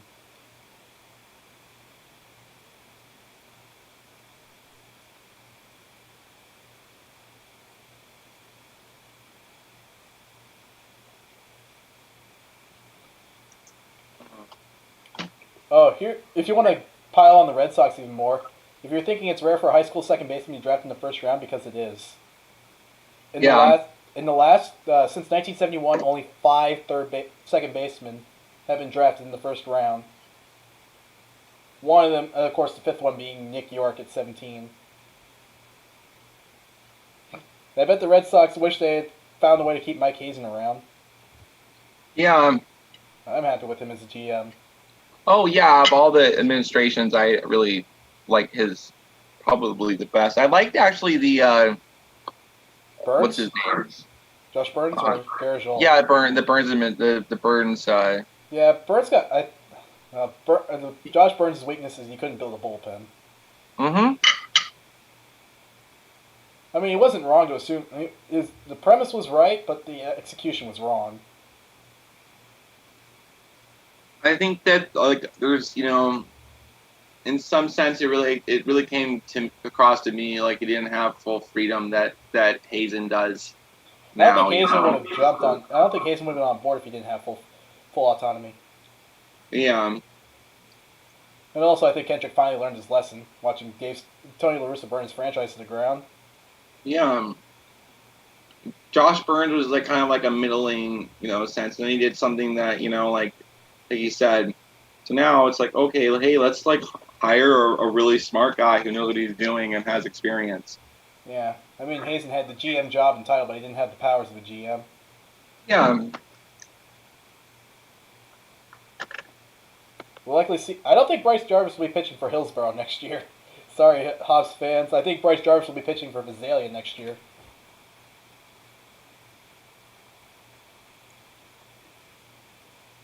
Although if he's in the fall league, I definitely want to watch. I'm definitely going to go watch. If there's a fall league. We're at 22 right now. Yeah. So yeah, Walker went 21. I think Walker. I was surprised Walker was. Okay, Cape Cavalli to Washington at 22. I would have taken him at 18. Although I think Cavalli is probably the riskiest college arm of them. Although he would have been a top 20 pick, I think, if he had a full It's funny season. that Pete Crow Armstrong went at the next pick, and then Mitchell.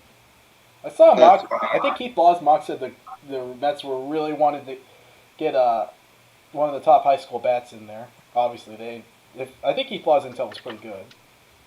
I think he's a good fit with the Mets. Like Yeah. absolutely, especially He's with gonna that ballpark. Dick Brandon Nimmo, Yeah. except probably Helper. Yeah. That's why I think Crow Armstrong Jordan is- Walker, 21. I know Jordan Walker was talked about a bit when I was saying we need third baseman, but Jordan Walker is probably the only first round third baseman, and signing him could have been a problem. Obviously, if the Cardinals think they can sign him. Jordan Walker is a big guy. Yeah, he is. I actually watched him at the PG showcase.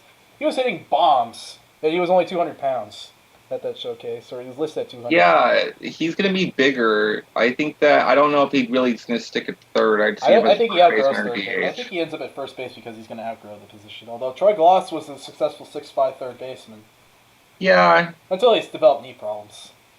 yeah. Then again, like you could say oh, Richie Sexton was a successful, outside of the time with his Diamondbacks, first Ricky baseman. Sexton was a successful player for what it's worth. Yeah, outside of his time with the Diamondbacks, he was a very successful player. That was a freak injury. That was like the worst trade in luck ever. Jack's refuting our Josh Burns can't build a bullpen narrative. I don't. Yeah, I was gonna say I liked his. I didn't. I'm not gonna say that. That's your words, man. That's not mine. I thought he actually. Oh yeah, 2006. Remember the Pena? Okay, the Pena. Yeah, the Pena Lion Valverde trio at the end of the games was pretty good. Probably I the don't reason think why building a bullpen should be hard. just take a lot of high talented arms that aren't necessarily starters. Yeah, find tweener starters and turn them into relievers. That's really how you build a bullpen. Honestly, you should take a lot of number 4 stars. I remember this a Yeah, couple find a drafts ago. 3-4 guy, throw him in the bullpen. Generally, they work out really well as a reliever. If you could throw a guy who's like a John Smoltz, where they're that level, like a number 1 starter, then they could just become a number 1. Well, Smoltz was coming back from reliever. Tommy John surgery. That's why he ended up as a closer. But he was so good as a reliever that they just left him as a reliever for a while. And then he became a starter again. Yeah, and then became a starter. He's a weird case, but I'm just saying, that's what happens, the example. But if you take 3-4 guys, quantity over quality, eventually one of them's going to be something special. I smell steak, by the way. All right, so I think we're almost at the 23rd Okay, pick. Carson Tucker at 23. That's a money-saving pick. Yeah.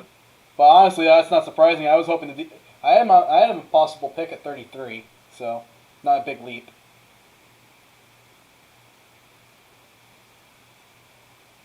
My guy Dingler's on the board still. I guarantee you Dingler will not make it past 30. If he does, we'll figure out why I have to pay up.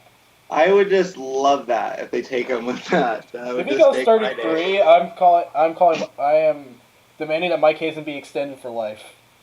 Yeah, absolutely. Although I honestly I don't know how I don't know, unless Hazen has like a really unlucky season, I don't see him getting fired. And I say unlucky. I don't really see Same thing with Torey Lovello. What he's building really is only would come down to bad luck. I mean, If the it, 2018 goes wrong, season was bad luck. Yeah, exactly. Although I think we overperformed in the early part of the season, and the Dodgers underperformed. That's why we had a chance. Yeah. But then the Diamondbacks kind of fell apart in September. They to me, I saw the wheels coming off in July. That's when I just like lost interest. That's probably And I was when that's probably when Brad Boxberger could no longer be trusted to close games. Yeah, there was like just like you couldn't trust the bullpen anymore, and I was like, just yeah, no, enough of that. I got other things to do. I think our bullpen will be fine this year.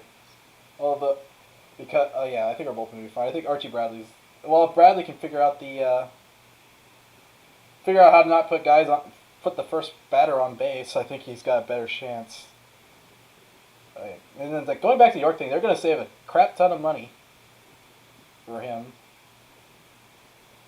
They must be playing something in '89. So who's Tampa Bay going to take here? A very good player.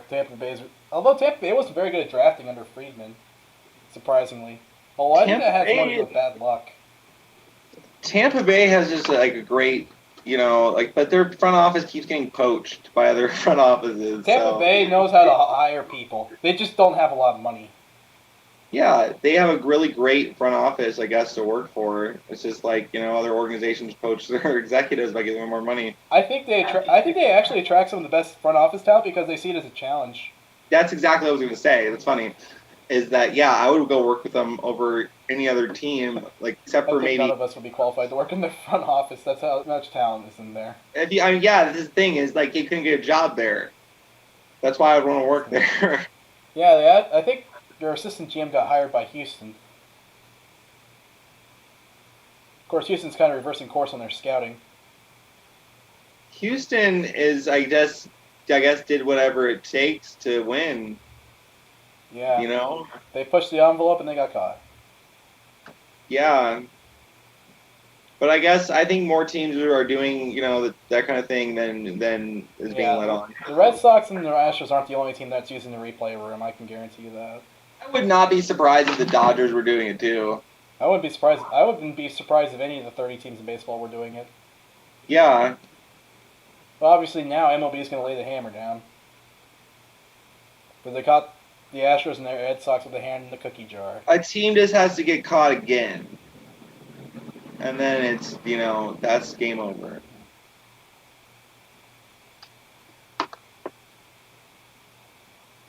But I thought that was a joke. But the punishment, they had they still kept their title. They still made all the money off of it. Yeah. It's not like their title was I don't think taken Major League away. Baseball is interested in vacating titles, though. I don't think there's any precedent for that. Is a thing. And obviously the trash cans possibly affected the World Series, considering how many close games there were, and it went 7. Of course, you can only imply it. You can't actually. You can only imply it, but you not necessarily have the smoking gun. Out there, the Nationals were doing it during the World Series. The thing is that they took a method that's very easy to prove that they did it. I think the allegations of buzzers might just be accurate. I would not be surprised. Nick Bitsko to the Rays at 24. I would have taken him. He would have been my second player. I would have taken at 18 after Mitchell. Like I said, so Bitsko at 33 is dead. But Jared Kelly probably dead to 33 as well. Trying to think, is there any mocks out there that have the CBA round as well? I could look that up real quick. I think Logenhagen has one on Fangraphs, so I'll check that. Yeah, Logenhagen's draft goes to pick 37. He even throws the Astros fans a bone. So he has Christian Roa at 33. He said they take Howard if he's here. Obviously, Howard's not there. And he also possibly lists Jordan Westburg, although I think Westburg is... if you're going to save money at 18, why would you take Westburg at 33? That type of thing. Westburg doesn't make sense. If they took a prep arm at 18, I could see Westburg at 33. Oh yeah, his mock has Dylan Dingler at 35. So then I'll check Baseball America. Baseball America was off. Probably was the least predictive mock draft I can think of.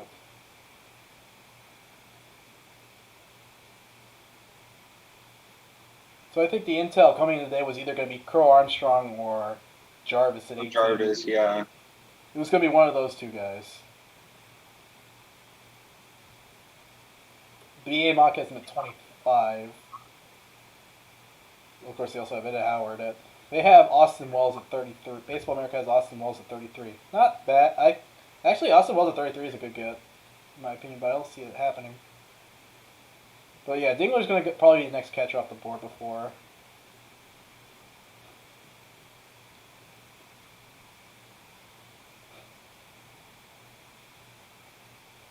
I think Dylan Dingler's the next catcher off the board. I think he goes before Wells.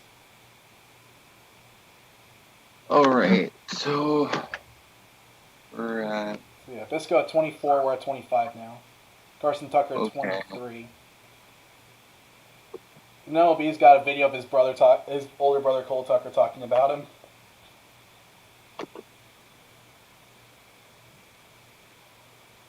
That's actually pretty cool in the broadcast to have your older brother could talk about you, and in the draft moment, they're probably also hugging it out at their house.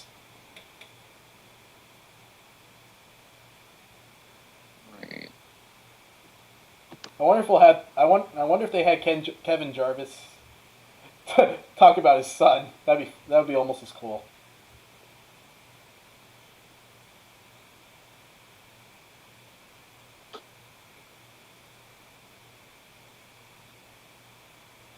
By the way, of course the Cardinals would take Jordan Walker. That was my reaction to that. The Cardinals were going to figure out a way to win this draft. They're good at that. All right, so we're waiting. I'll take a look at some of the comments for the Bryce Jarvis article and see what we got.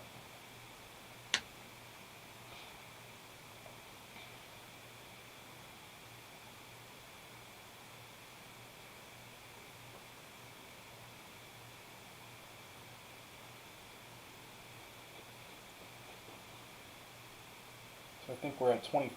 I'm going to take a quick bathroom break. I'll be right back. Hopefully the stream doesn't crash in the next minute.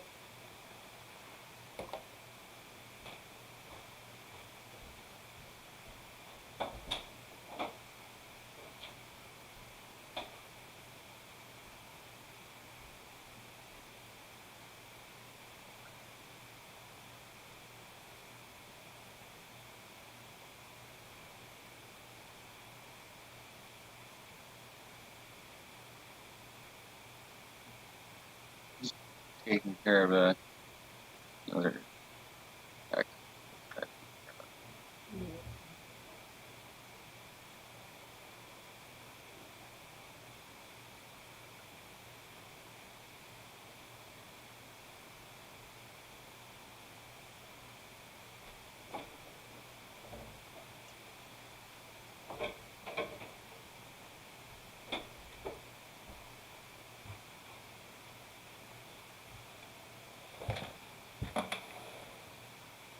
All right.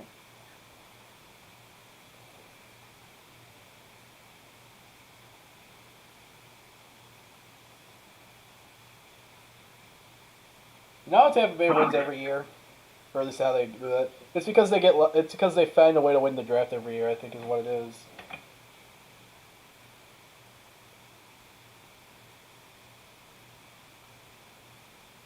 All right. Let me check something here.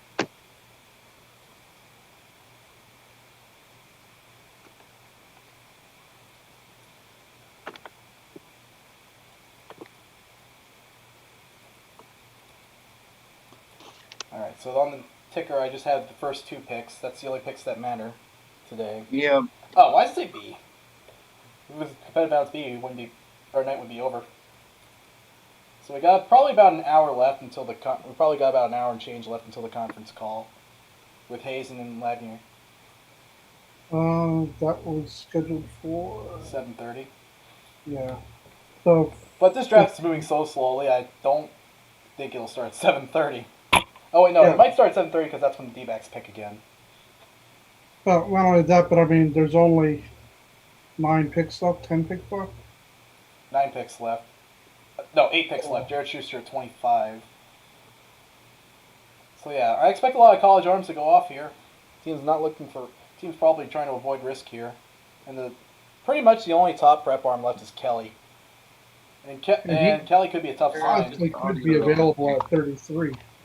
I don't think they take him though. I think his floor is Baltimore at 30. They're gonna have the resources to sign him. Oh yeah, especially with the way they went under slot at 2. Yeah. They're gonna have if not them, then obviously. Actually, they might be the only team I can see getting in the way. Because the Royals did not go under slot. I don't think the Royals went under slot at 4. No, they didn't. They took the guy everyone expected It's to a go matter in of that him range. sliding the rest of the way now. Yeah, so Baltimore's the one team that could probably stop. Baltimore's the one team that I could see Kelly going to at 30. Of course, Bobby Hagan's mock draft has Fulton. I actually liked Fulton when I watched him at the PG showcase. Like I said, I think Baltimore goes for one of the top prep pitchers in that at 30. I can think on that. Would you take? All right, Okay. I was gonna say Clayton Beater is obviously a name I'm kind of fascinated with.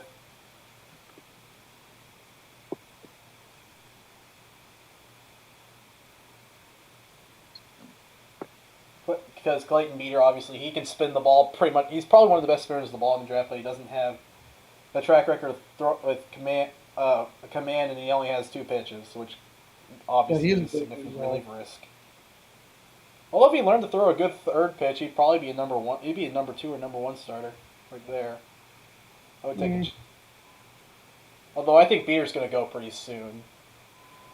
I would not be surprised if he ends up in LA. To be honest, the Dodgers, and then we'll be lamenting that fact for the next 5 years. It's a credit to how well the Dodgers have drafted of late. Although I was saying, like I said, Schuster went to the Braves at 50. Probably the best left-handed changeup, I think, in the draft. Of course, saw a few mock drafts that had Schuster going to the D-backs at 33 about a month ago. Yeah, I remember the name going there. That's why I included him on the list. Pitching Ninjas these are Pitching Ninja tweets I'm looking at. I just think the Diamondbacks are going to wind up going with somebody that's not even really on our radar at 33. Well, they already picked someone that wasn't on our radar until this morning at 18. No, but the reason we even saw it coming is because we saw the mock drafts this morning with Bryce Jarvis. And 3 out of 6 is a pretty good number. 3 out of 6 mock drafts published today had Bryce Jarvis. And they said either Bryce Jarvis or Pete Crow Armstrong. Yep. He's showing. Alright, so anyway, I found a tweet of Bryce Jarvis doing pitch grips. And here, so I'm going to, if you mind if I pull up this tweet, I'm going to pull up a tweet of him showing a changeup here. That's how he holds it.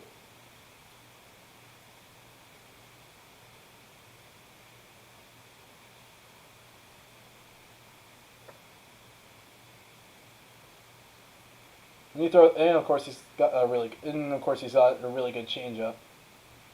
Oh yeah. His fastball gets any better. It looks a lot like his slider. Yeah, it tunnels well off his slider. That's probably why he gets so many. That's why he gets a lot of swings and misses. And he gains on his fastball. I think the biggest concern with Jarvis was his fastball velocity. If he could keep it up, I think is what it was. Well, the fact that he built it up over time while working a drive line gives me. Yeah. I'm encouraged that the velocity increase is real. He put on muscle. He increased his spin rate. I think he's still got a little bit more muscle growth left too. And he really worked on that part of his game while at driveline. So, I'm a bigger believer that the velocity increase is for real. D-backs certainly believe that too. Well, of course, his fastball probably went from fringe average to average. All right. But if he has any more gains with the fastball, the other pitches, yeah. He could throw 4 pitches. Soderstrom to Oakland, so he went further than he lasted longer than we thought. Yeah. I'm not 100% sure where Turlock High School is in California, but obviously Sagan State will probably make him an easy sign.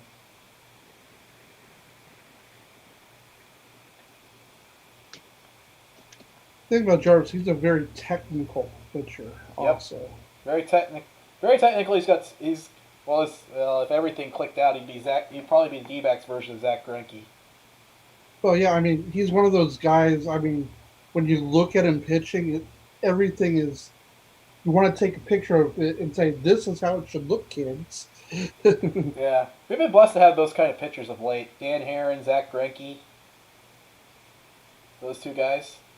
Yeah. Not surprised, considering that Dan Herron works for the team. Yeah. I think he and Jarvis would have fun together devising game plans. I said, any games with his curveball or his fastball and Bryce Jarvis' ceiling goes way up. I said, worst case scenario, I see him as a number 3 starter in the rotation. Yeah, if the fastball velocity is not sustainable, he's a 3-4-5 starter. If the fastball velocity increases for real, he doesn't really have much of a ceiling. Yeah, and of course, best pitcher in baseball was once a 9th round pick, so obviously, scouting is not an inexact science. Of course, and of course that was the same year the Mets drafted Matt Harvey in the top 10, and it looked like Matt Harvey was going to be the face of their franchise. Until the postseason, I think he pretty much overexerted himself there. All right. Looks like I found a tweet of Jarvis' celebration here.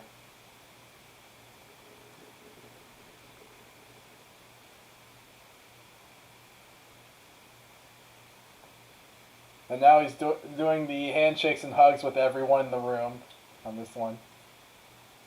Best of luck to him, obviously. Do you think we'll see any players from the this year's draft to go into that fall league? I would actually be interested to see Bryce Jarvis pitch there. Okay. Sabato just went at 27. Yep. Sabato at 27. You know, that's actually where that's the highest I saw him going, the most often place I saw him. I think Sabato is pretty much a guy who has more value for an American League club than in a National League club. Although, if there's university DH, obviously that goes away.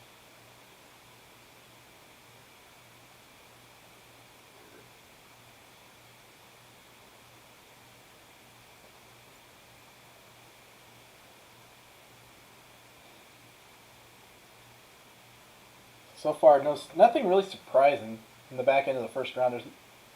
After the Diamondbacks pick. I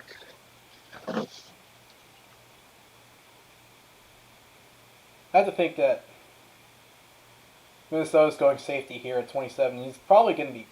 Sabato probably only needs 2 years to be their first baseman or DH. Yeah. I think in a normal draft year, he's probably a 2nd round pick.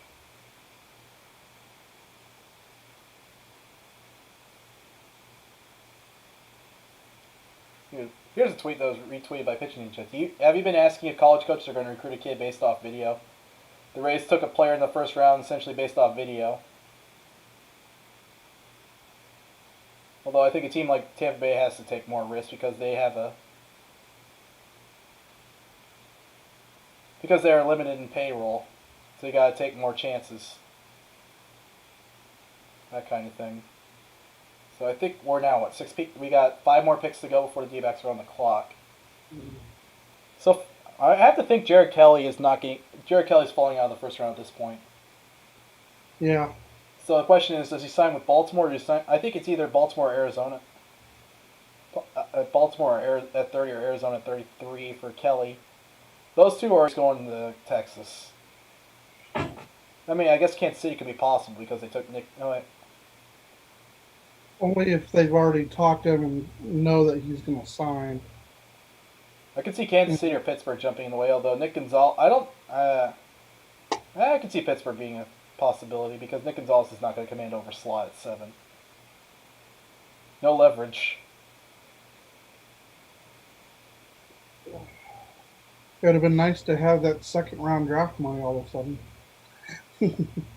Yeah, the second round pick would definitely make it easier for the Diamondbacks to land Kelly. Although, would you rather have that second round pick or Bumgarner? Depends on how soon we get to see Bumgarner on the mound. Yeah, we're already pretty much going to... D-backs are pretty much going to lose his one cheap year. His one cheap year, and Unfortunately, how badly things go, we'll see what next year looks like. Yeah, he'll be 31, I think. Fun fact, too. It's like D-backs have at least one player on their 40-man roster that have the same birthday as every person in my family. That's a fun fact. I gotta take care of a family situation. All right. I'll be back here shortly. Probably about 25 minutes away from D-backs picks. That's what I figured. About a half an hour. I'll come back after the pick goes down. Yeah, we're speculating Jared Kelly could be possible there. Certainly, that makes sense.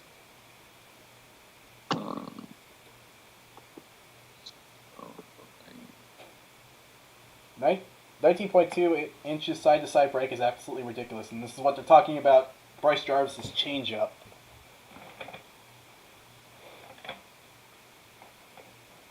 Bryce Jarvis' changeup, obviously. His changeup is so tight. The slow-mo view of it is so mesmerizing. I'll say that. Of course, it's probably mesmerizing because he's now a Diamondback more so than anything.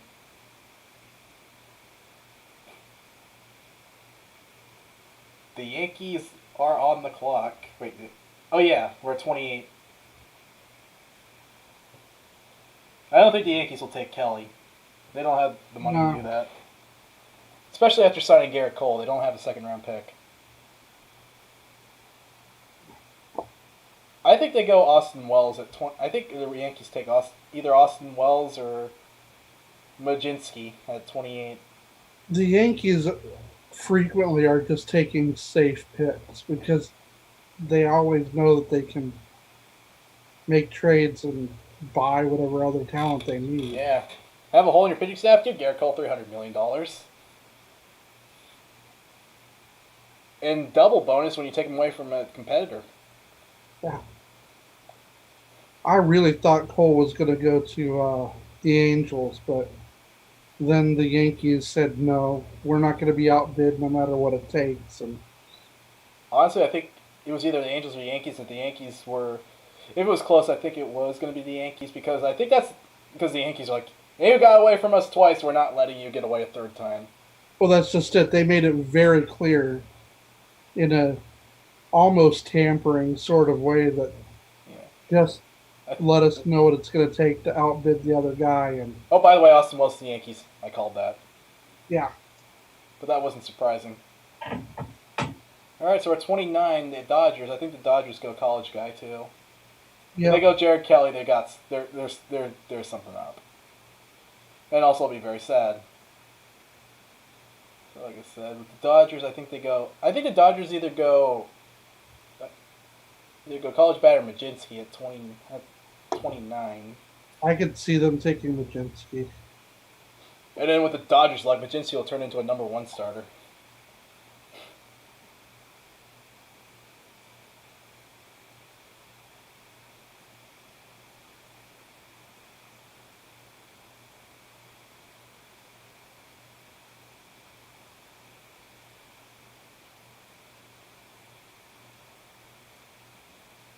Well, no, when hell is frozen over when the Cleveland Indians take a college guy with their first draft pick.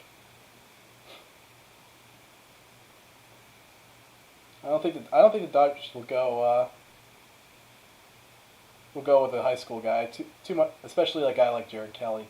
They don't think they have the money to get it done unless they want to completely torpedo the rest of their draft. Andrew Friedman's not that kind of guy. Nah. Andrew Friedman's much better at working the waiver wire, though, in my opinion. Nobody can do it better than him.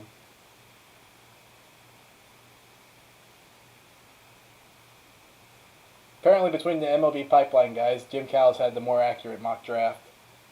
Well, yeah, he was the one that predicted Bryce Jarvis. The D-backs at 18. Of the two guys. I think Mayo had Crow Armstrong at 18. Ron Hagan saying Bobby Miller, huh? Not surprising. And with the Dodgers, luck Bobby Miller's the number one starter. Or their closer. I think he's more likely to end up as their closer, though. Yeah.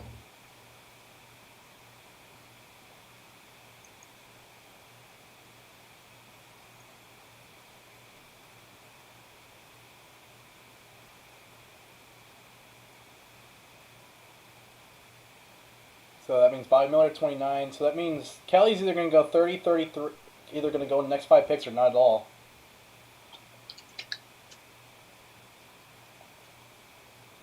And that's just it. One of the reasons he's sliding is the Once you got past 15, the signability becomes an issue. Yeah, that the cross checkers may have already checked in with him and discovered that he's not signable. I still think I will be surprised if he doesn't make we're gonna have a break between now and the next pick. I'll be surprised if he is not taken in the next pick, because Baltimore certainly can pull it off. That they're taking Kirsten at 2, I think he saves him a couple $1 million. Mm-hmm. And if he saves him a couple $1 million, I don't think Jerry Kelly's going to turn down $4 million. No, I mean, if they throw top 15 money at Kelly, he's going to take it.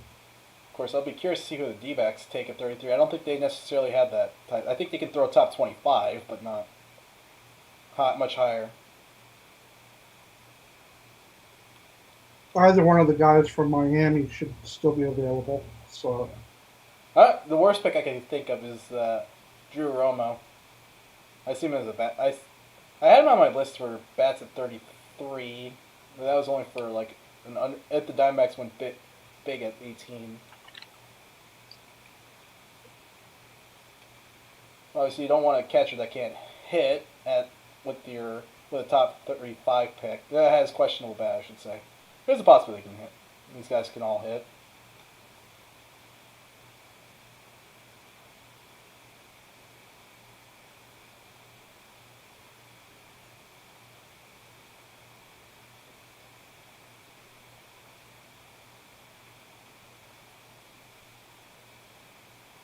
Well, Cavalli's going to be giving the Nationals haircuts now.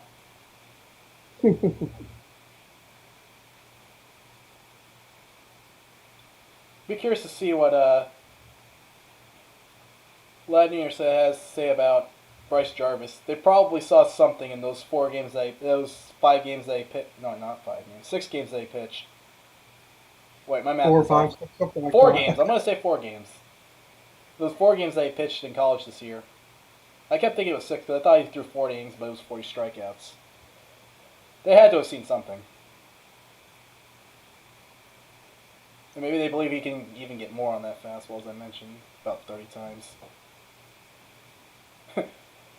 I'll say this. For the next 5 years, I think the Twins are going to lead the league in home runs. They very well might. All right. Unless Stanton and Judge can both stay healthy at the same time. When was the last time that happened? 3 seasons ago, I think. All right. I'm gonna take off and eat for right now. I'll be back in like 15 minutes. I'll be back by the pick. All right. Keep the fort running. I'll switch it over to speaker view.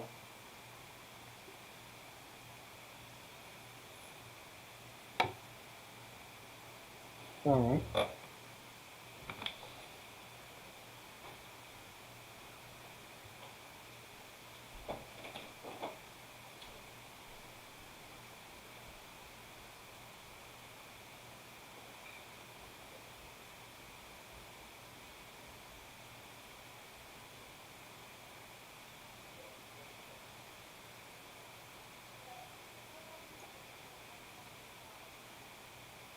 Well, it looks like both Slade Ciccone and Chris McMahon from Miami are going to be available at 33.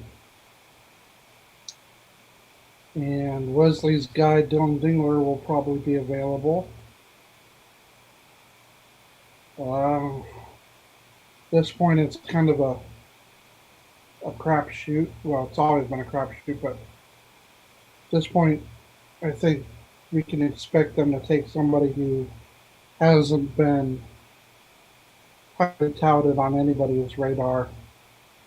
We've entered that part of the draft where it's going to come down to what the cross checkers have found and what somebody in the draft room is whispering in Mike Hazen's ear or zooming into his ear, since there is no in-person stuff right now.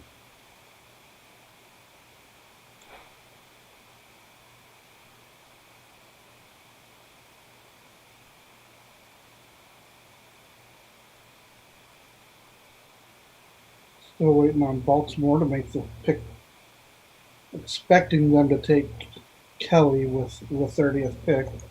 With all the money that they saved with taking Kierstad number 2, anything other than Kelly seems like it was a waste of a pick at number 2.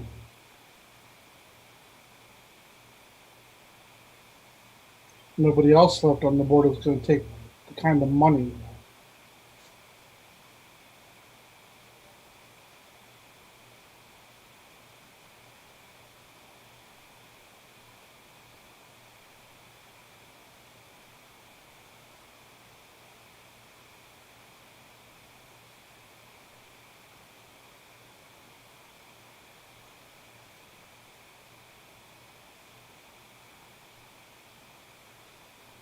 Looks like the 30th pick is in for Baltimore. We're just waiting on Manfred to hurry up and get to the podium and tell us what it is.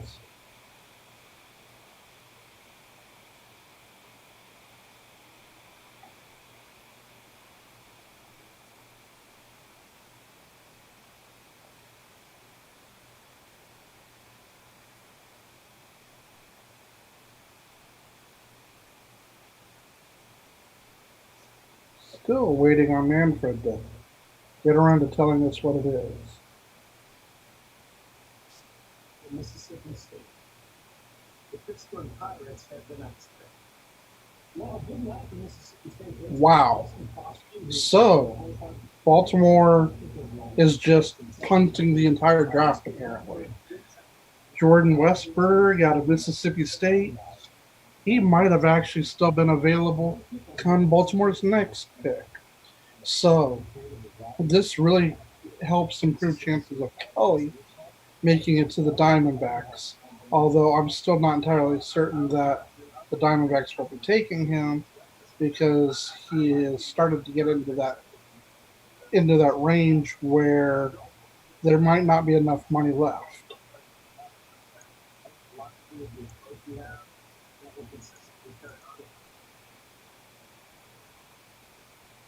Out of the talent left on the board, Kelly is my first pick for the 33rd. But I haven't had him on the phone to say, hey, can we get you at slot or something only slightly above? The Diamondbacks don't have a second round pick that they can get some big savings on. That means they're going to have to find savings in the 3rd, 4th, and 5th rounds. Those picks aren't worth much money to begin with. So, unless they're taking maybe some college senior pitchers or something, which is entirely possible, Kelly's going to be a tough one to sign. Let's see here. As I scroll through my feed, it looks like somebody is Callis saying Clayton Veter. Oh, and there's John telling me Callis is saying Clayton Veter. I could see that being a possibility. I can say that I'm not entirely thrilled with that pick. It feels very underwhelming, given all the names still on the board. Veter feels like an awful big stretch.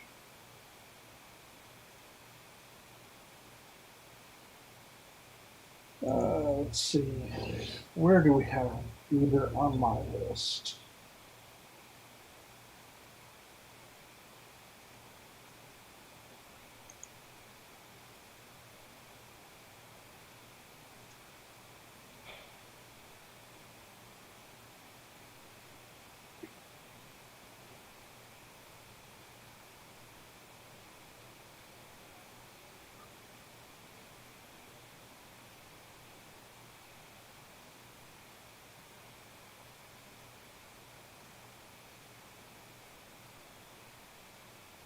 I didn't have Beater going until the 42nd pick.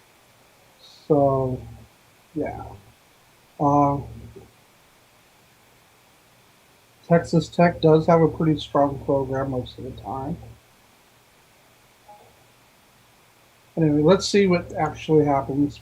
Maybe I'll be lucky. Maybe we'll all be lucky and Calix will be wrong.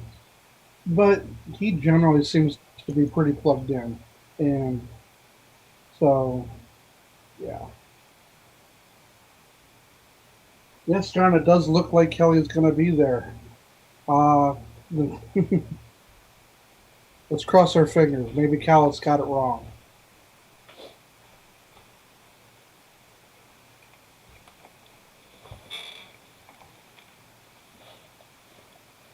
I assume we're still at commercial break or something of that. Baltimore punted. Who'd they take?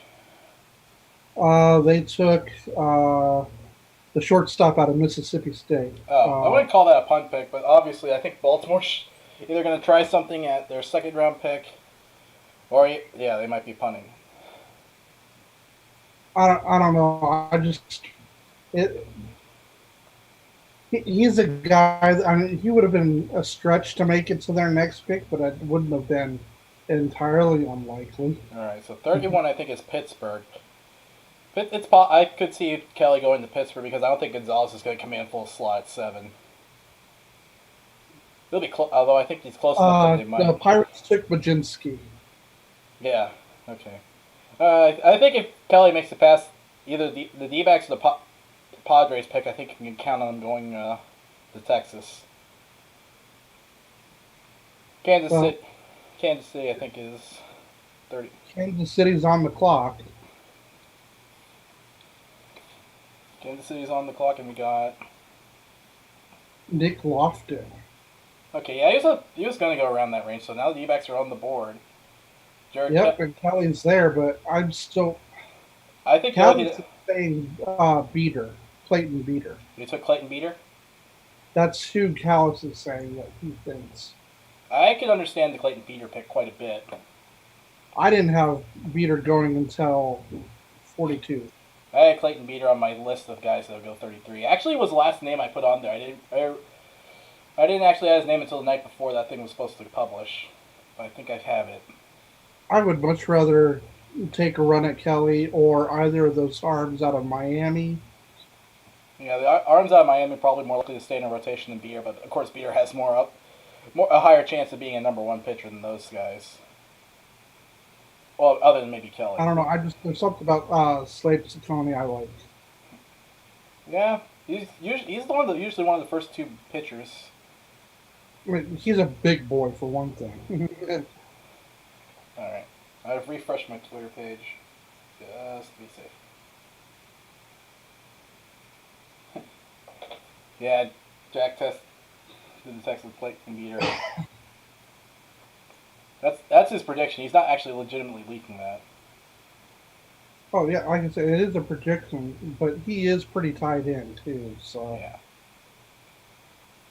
Right, so Clayton Beater is not one that makes me like happy, but I'm not. I get it though. Yeah, I get it. It's one of those. It's a pick. I mean, I guess I could be happy with the fact that I kind of saw it coming. You know, I like that pick way better than I liked taking Pavin Smith back in the day. So I don't think Hazen will ever do worse than Pavin Smith in the draft again. I wonder how much. All right, I'm gonna go to the college arms. If it's Clayton Beater, I have him on there. We took Ciccone.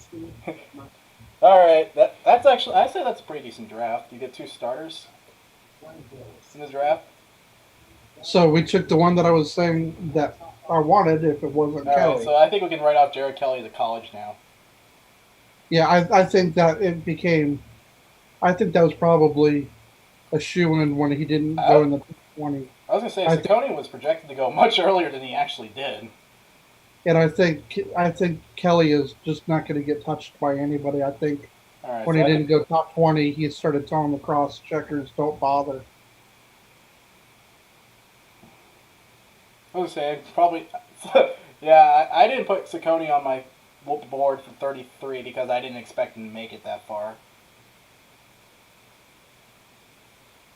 Yeah, he is a big-bodied guy. It's listed 6. There's no 6'4". Yeah, he doesn't need. He's already at his ideal playing size anyway. Looking at these images. So yeah, two fast rising college Yeah, arms. he's another guy who shouldn't take too long to Yeah. move through the system. There's no projection left in his body. What you have now is what you're probably getting. All right. If anything, he's one of those guys. He's big enough that once he starts playing full season ball, he might actually slim down a little bit. I think he's listed at 220, which I think is a good weight for him. If you can maintain that number. Yeah. All right, I need to find their top. I need to find. I think he was ranked right around 31 or 32. He was ranked 26 by Baseball America. 46. 26. Saccone? No, he's at 32. I've got him right here. Slade Saccone, 26 by Baseball America. I'm on Baseball America right now, and it says 32. 32, they have Bobby Miller. Which version are you on? I'm on the. Are you sure you're on Baseball America? I have it up here. Baseball America rankings, mock draft. Oh, that's mock draft. No wonder. Okay. Yeah, I'm on the I have mock 32. draft. So he went right around his ranking. Yeah.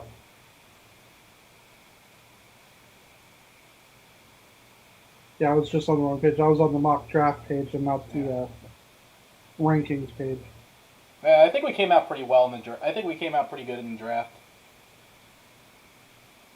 To be honest, two arms that will project the rotation in like 2-3 years, and no rotation at worst. This guy is borderline top 10 in our system. I would actually put him in the top 10. Although I'm trying to, I'd probably put him ahead of I would still put him ahead of Walston. No, because Walston's going to take a little bit longer. Walston's going to take significantly longer. Although I think Walston would have been an low A this year with King County. I think last year he was further along than we thought he'd be. I think Baseball America had Nick Pecora put up an article that had him listed at 197 pounds, which is 25 pounds heavier than his weight from a year ago. Give me just a moment. I got a call coming in. All right.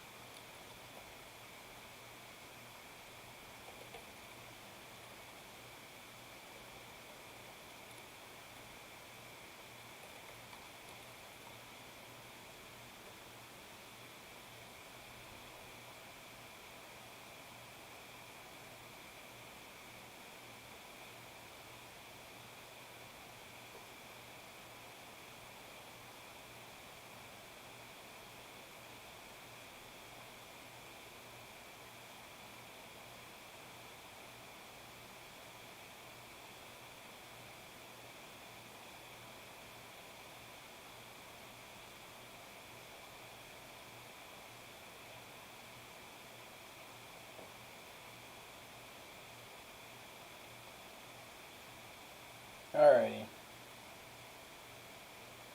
It's I'll check my note quick.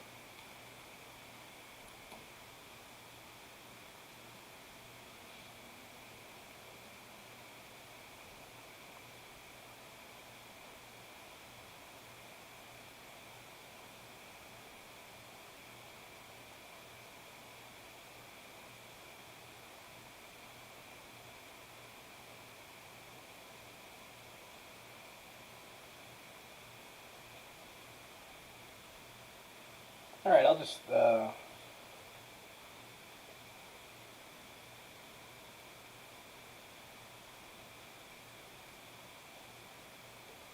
do this for now. So anyway, we're just waiting out the last few picks of the draft. Draft here, we got room 135, so there's 2 more picks left. 30, you got 36 with Cleveland, 37 with Tampa Bay. Be interesting to see what both teams do.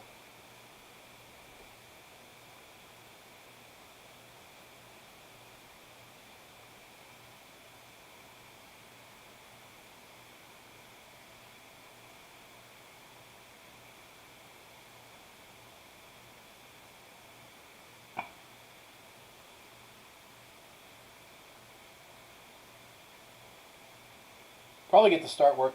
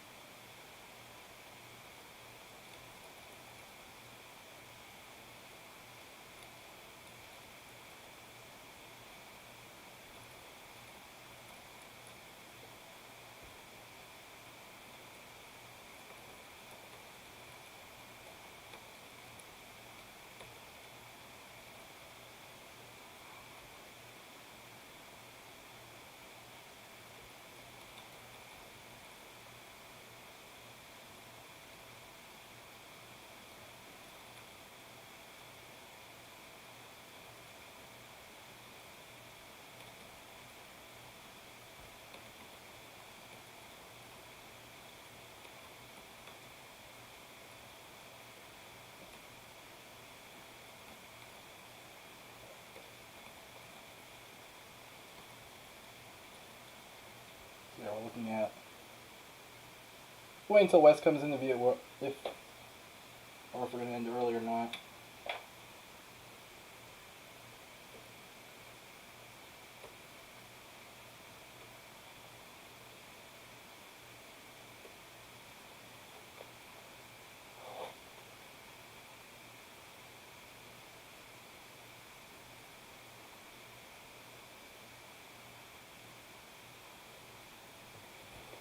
Alright, so let's see if 36 has been made.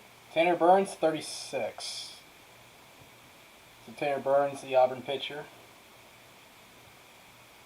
A little bit shorter, six feet, but he's done a pretty good job at the college level. That's probably why he's still a day 1 pick. So Tanner Burns to the Indians. I think they're going to take. So then we got the Tampa Bay Rays at 37, which they got the pick from St. Louis in the Matt Liberatore was the headline piece for St. Louis. But the 2 teams obviously swapped competitive balance picks.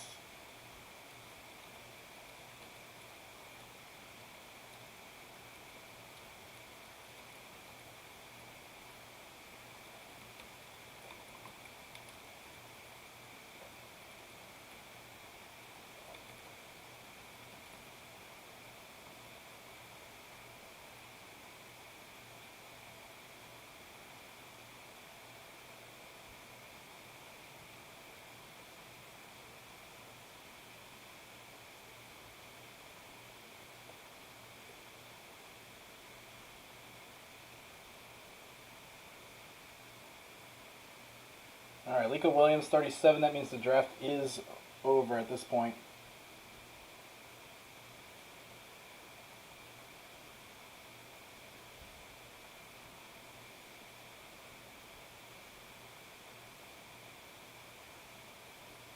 So, coming out, the Diamondbacks took 2 college guys.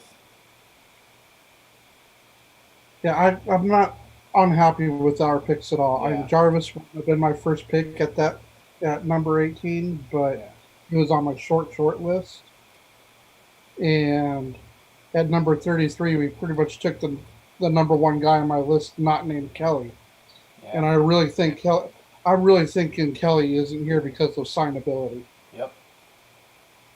I think I would say maybe perhaps he probably did have a certain number. Also, not surprised that Cole Wilcox didn't get taken on day one either.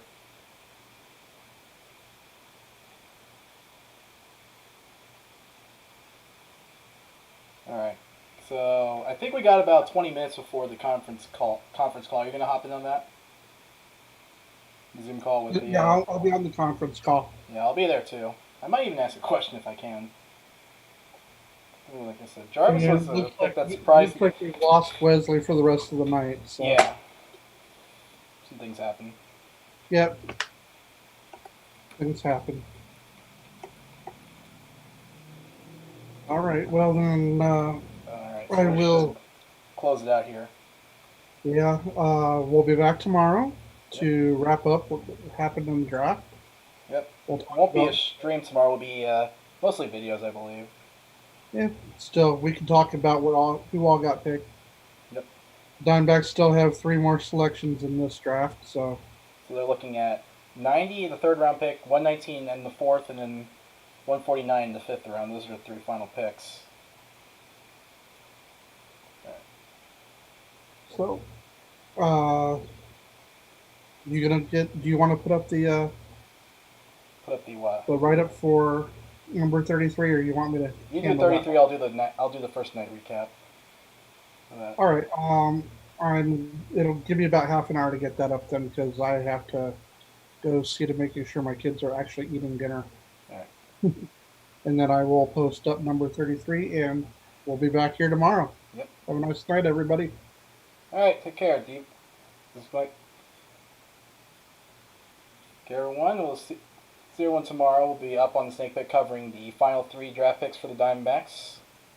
So to recap, the first night they took Bryce Jarvis, Duke right-handed pitcher at 33, and then with their competitive balance A pick, or also known as supplemental first-round pick, they took Slade Ciccone, a right-handed pitcher out of Miami. So back-to-back ACC